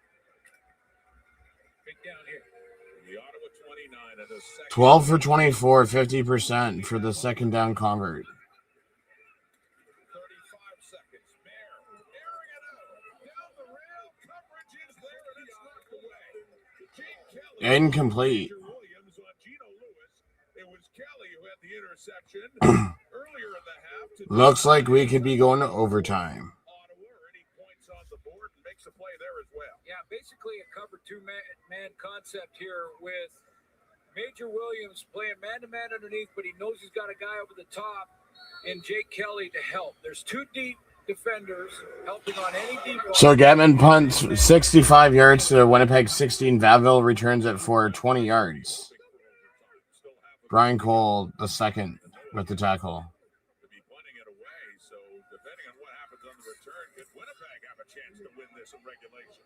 Trey Vaville, you know what he can do. Needs a big return here. And again, good special team work. That's former Blue Bomber Brian Cole after a 65-yard punt by Noah Getman. So 19 seconds left, and now it's the Bombers with a long way to go if they're going to get in range of a field goal to win it. Nick Dembski offensively has been a decoy in that last series, 3 or 4 plays. A couple of them to Tim White. Brown throws incomplete to Oliveira. Now, if this 2nd and 10, what would be crucial on the 2nd and 10 is if Drew Brown threw an interception, and then Ottawa goes and kicks the game-winning field goal.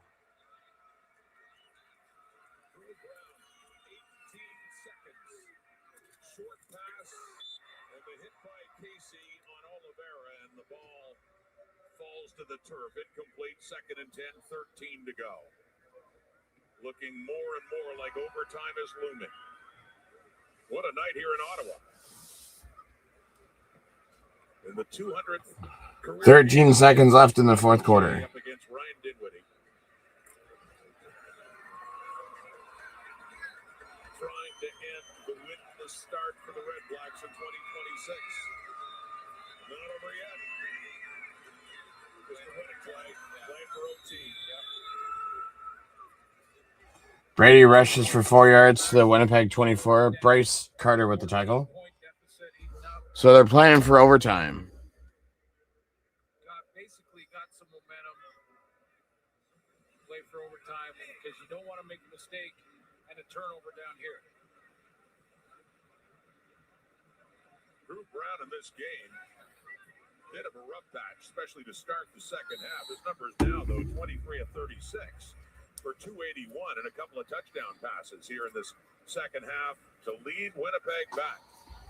As the clock hits zeros, now that's it for regulation time. They will play on.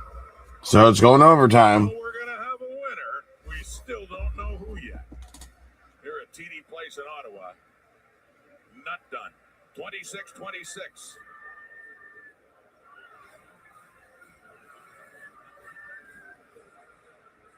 you know, when you look at this fourth quarter, it really slants in the way of the Winnipeg Blue Bombers. That was an interesting. They had a penalty on that play and decided to, you know, take the 3 points, made it a 4-point game. Still 2 possessions, or 14-point game, 2 possessions, and then move around with 2 good drives. Finish it off with a couple touchdowns. So the way that this works is you do a coin toss to determine overtime. And if you win overtime, you can decide offense or defense. Usually you want defense first so that you know what you got to play for. And I'm pretty sure you start at the 30-yard line. Here to help out and settle Drew Brown, who really come on here later in the second half to lead his team back. And Zach can't come off the 6th game early. Ben Major with the coin toss. All right, guys, overtime. Okay? Same coin as before. The Canada Gold logo is heads. The Ottawa logo is tails. It's your choice. Heads is a call. Okay, heads. It's a heads. You want to start on defense first? Which side of the field do you want to start? So Ottawa, first down over there. So Winnipeg's going on defense first. Take defense first and see what you need as we look at the overtime rules, which of course have been amended. So a max of 2 mini games, each team will scrimmage from the opposite 35-yard line to attempt to score. After a touchdown, a team must attempt a 2-point convert. If tied after mini games, alternating 2-point converts will be attempted until the game is determined. Alternating 2-point converts will be attempted until there is a winner. Will it be sweet revenge for So, Brown? Will it be if I had to guess, if Ottawa wins this, Winnipeg drops in the power rankings. I mean, even if Winnipeg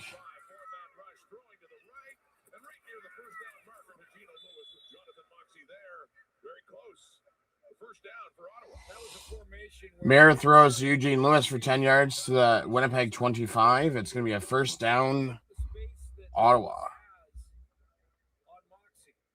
Moxie not letting him in any way get behind him on a deep ball. Jake Mayer takes the out. 10 yards. First and 10 at the Ottawa 25. That's the Winnipeg 25. Mayer throws to Keelan White for 13 yards to the Winnipeg 12. Griffin the second with the tackles. It's going to be a first down.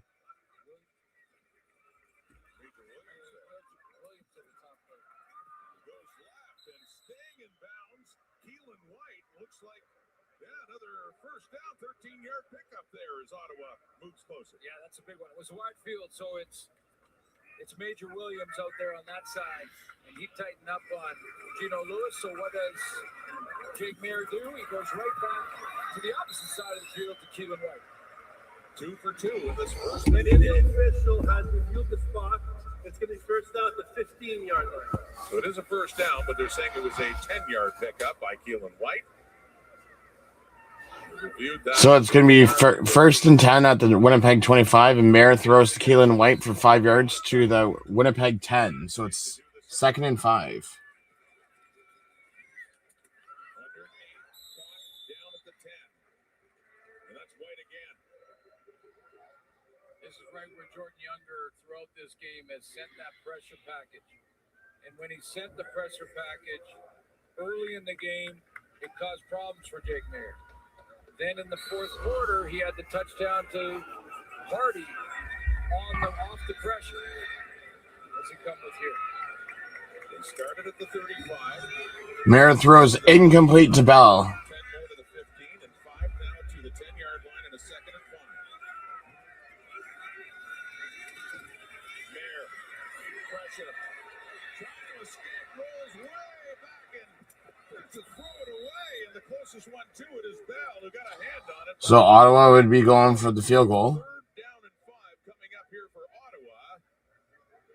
And the field goal unit will come on. So you're right. Like when you win the So Lothar kicks a 17-yard field goal. So right now, Winnipeg needs either a field goal to send it to a second round of games or a touchdown to win. first set, doesn't get it, field goal now advantage shifts, and that's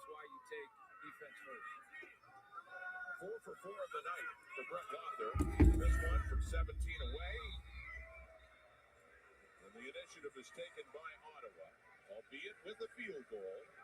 So a 3-point lead, and see how Winnipeg responds here when they get the ball for the first time in overtime. Now an interception ends it. Touchdown ends it for Winnipeg. So if Drew Brown throws an interception, the game's over. Ottawa wins. Touchdown, Winnipeg wins. Field goal sends it to another group of plays for each team. Oliveira rushes it for 20 yards to Ottawa 15.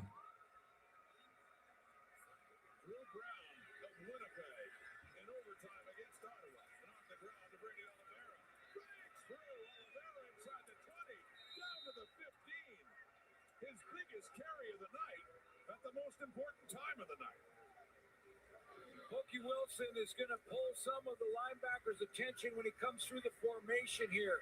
And then the patience of Brady Oliveira. Where's the block sets up? Where's the angle? Where am I going to cut off my offensive lineman? Right off his backside right there. And away he goes. Big run. Well, the Bombers have loved this for Drew Brown. The ground again, and not this time, though, as Ottawa has it stuffed up.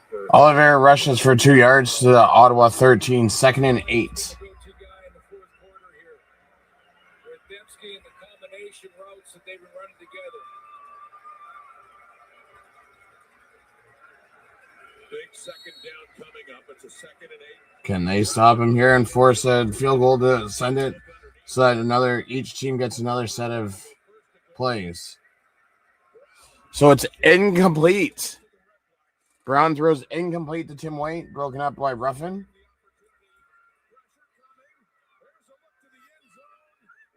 Oh, Ruffin. That would have been an interception and to win the game there.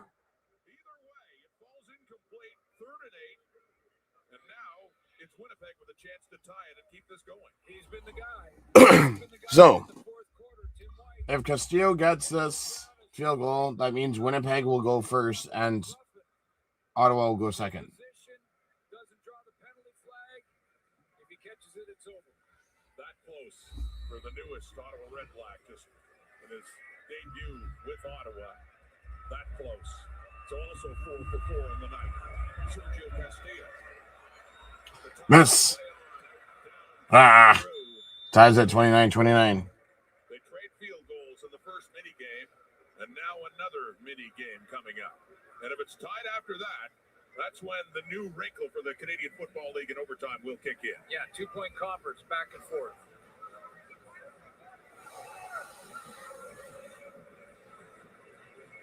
You know, and when you saw last night's game, Hamilton and Toronto, rule changes coming into play there too, where a missed field goal does not give you a single point if it goes out the back of the end zone and is not played.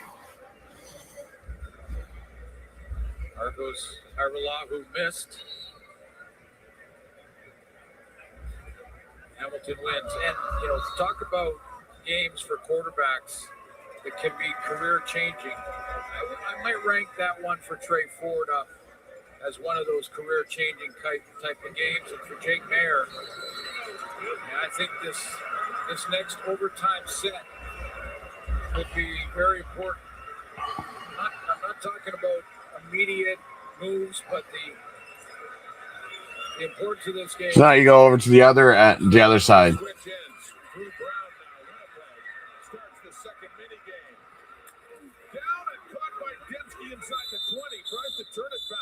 They blow the whistle down to about the 16. So Ottawa started the first mini game, but this time it's Winnipeg that starts, and Ottawa will get. Brown throws to Dembski for 19 yards to the Ottawa 16-yard line. So it's going to be a first down for Winnipeg at the Ottawa 16. Saying he stepped out of bounds at the 16. First and 10. For a 19-yard pickup for Winnipeg and Nick Dembski. Second mini game in overtime. Oh! Dobson, you almost... Or that wasn't Dobson, that was Brown. That's your third time you would have had an interception today. Or if Brown takes it to the house.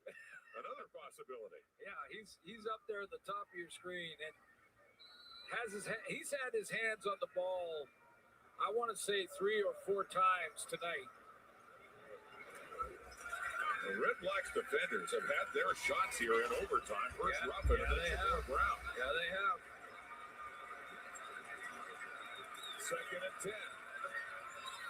Throw Brown, it's caught down near the 5. It looks like right at the marker for Tommy Neal. Looks like another first down. Brown to Tommy Neal for 11 yards to the Ottawa 5. Mario Houston with the tackle. First down marker is.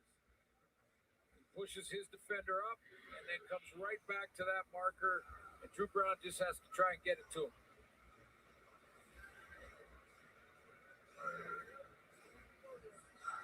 There's the clear out. Tommy Neal certainly knows big moments like this. You mentioned that West final a year ago with the Saskatchewan Roughriders, and the catch that won it got them into the Grey Cup. It's a regular season game, but a big ending here. Brady Oliveira, they step him up in a first and goal. Brady Oliveira rushes for 1 yard loss to the Ottawa 6. Villain with the tackle.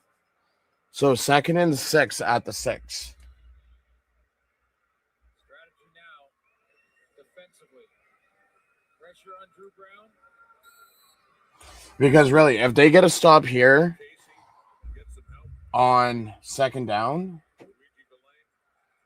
that means that Winnipeg would have to kick a field goal, which is just a regular chip shot. Then Ottawa would just have to get a touchdown.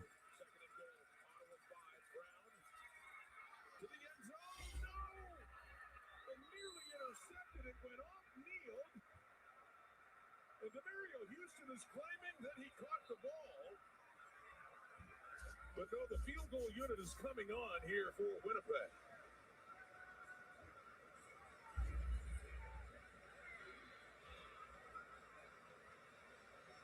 Just 3-man pressure from Ottawa. So Drew Brown knows he has a little more time, and that should have been caught. Tommy Neal. The previous play is under automatic review. Ooh. Automatic review.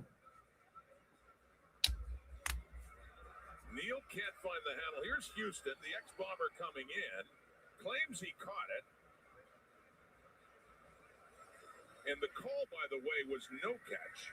And they are, as Ben Major had said, automatically reviewing it.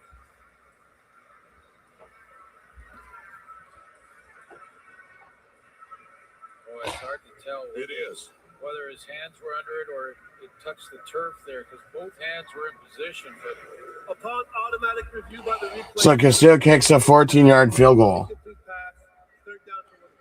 So now, all Ottawa needs to do to win is a touchdown. So Castillo, another field goal, and this time Winnipeg has the lead, 32-29.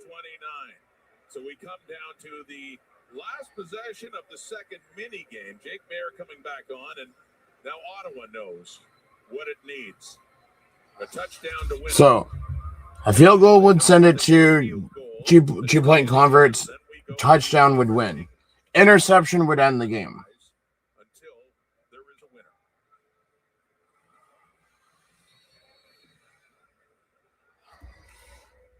Mayer passes to Greg Bell for 2 yards to the Winnipeg 33. Cramdy with the tackle.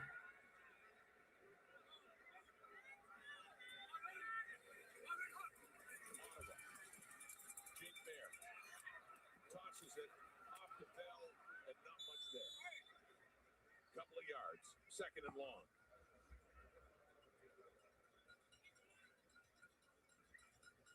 also important play here. Get at least one more first down to make it comfortable for a field goal attempt to keep this game alive if you're Ottawa. Right now at the 33, it would take about a 40 for Brett Wobber to tie the game again. Do we get a 2nd and 8? Mayer, 4-man rush again. Time. Mayer throws a deep too. Oh. Evan Holm just saved Winnipeg from losing this game. And the field goal unit coming on for Ottawa. This isn't a chip shot, but this is outstanding coverage and closing ability by Evan Holm. Mentioned it earlier about 2 series ago, how quickly he can close. It may look like you're open for a second as a receiver, but he'll close that gap and get the hand in there. What a defensive play. So Noah Getman will put it down at the 40 for Brett Walker. He's had a perfect night. But needs another. So Brett Lothar makes the field goal. So now we're going to 2-point converts. And you alter 2-point converts until the game. But this one is going to the 2-point tries to make sure one team walks away with a win. So it appears that they will continue to alternate. Jake Mayer is heading on the field. So do they go first in the 2-point rally? They'll stay down at the end they just finished on. So Ottawa is going to go first. Last night with the missed kick by Liram Hiralau that went out the back and what would have been a rouge, no more. So at this point in time, we're staying at that end. We're going 2-point convert attempt after 2-point convert attempt until there's a winner. Winnipeg had the first choice. They're choosing to go on defense. Ottawa is now attempting a 2-point convert. So, because there's no more ties, this would have ended in a tie. But because there's no more ties, now they're doing 2-point converts. And they just keep going. And when the rule change was made, you got to believe that these two coaches spent a lot of time in practice working on 2-point converts. Not because they were going to do it a bunch in regulation, but for this exact scenario. Under the old rules, this game would be over. It would be a tie. CFL was tired of ties. They were tired of missed kicks. Still awarding a team with a point. It's been an interesting weekend to see the change. As Ottawa's dream of getting into the win column continues now with the first 2-point convert try. Jake Mayer to throw. Lofts it into the end zone. The coverage is there. Oh, Eugene Lewis catches the 2-point convert with double coverage. How did he catch that? Well, you were saying throw it to Lewis, throw it to 87. My goodness, he was well covered. Up there at the top of your screen, it's almost a double team. Mox has got him, and Holm is closing over the top, and somehow between the two of them, he comes up with it. That is amazing. With the catch by Gino Lewis at a time when the Red Blacks needed it most. That's my playbook. 87. Number 87 is just, that's the play. And win number 1 could be just one play away now. Bombers need to get in the end zone or it's over. Pressure on Brown. Got it. That was the easiest 2-point convert I've ever seen in my life. And we play on. How about Drew Brown? Ice in his veins, just saying, no, no problem. No problem. We got our shot. We'll just go another round, and now the Bombers will go first this time.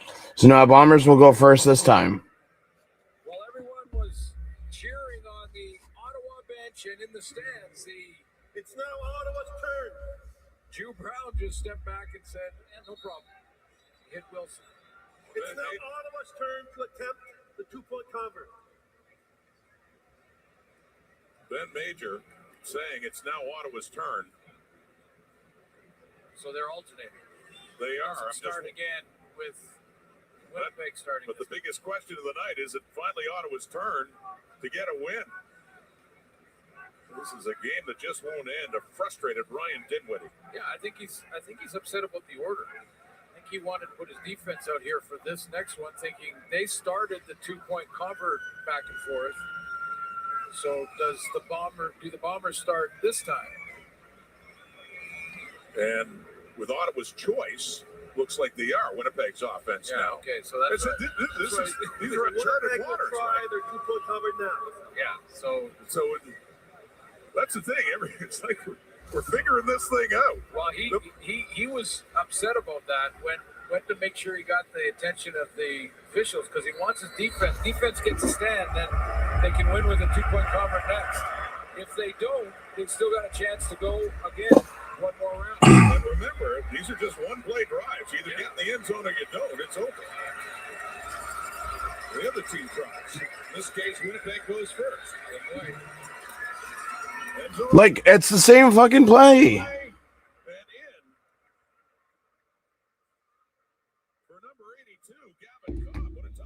Oh my lord, it's the same freaking play as they just got last time. That was a zone look from Ottawa. The 2-point convert try. So Jake Mayer comes back on. Not sure about that one. No, You gotta lock down and wide open. tighten up, yeah. Lots of space inside there. So Jake Mayer, and now the REDBLACKS. Winnipeg wins. End zone. Oh, it's over. And Winnipeg wins. This is tense.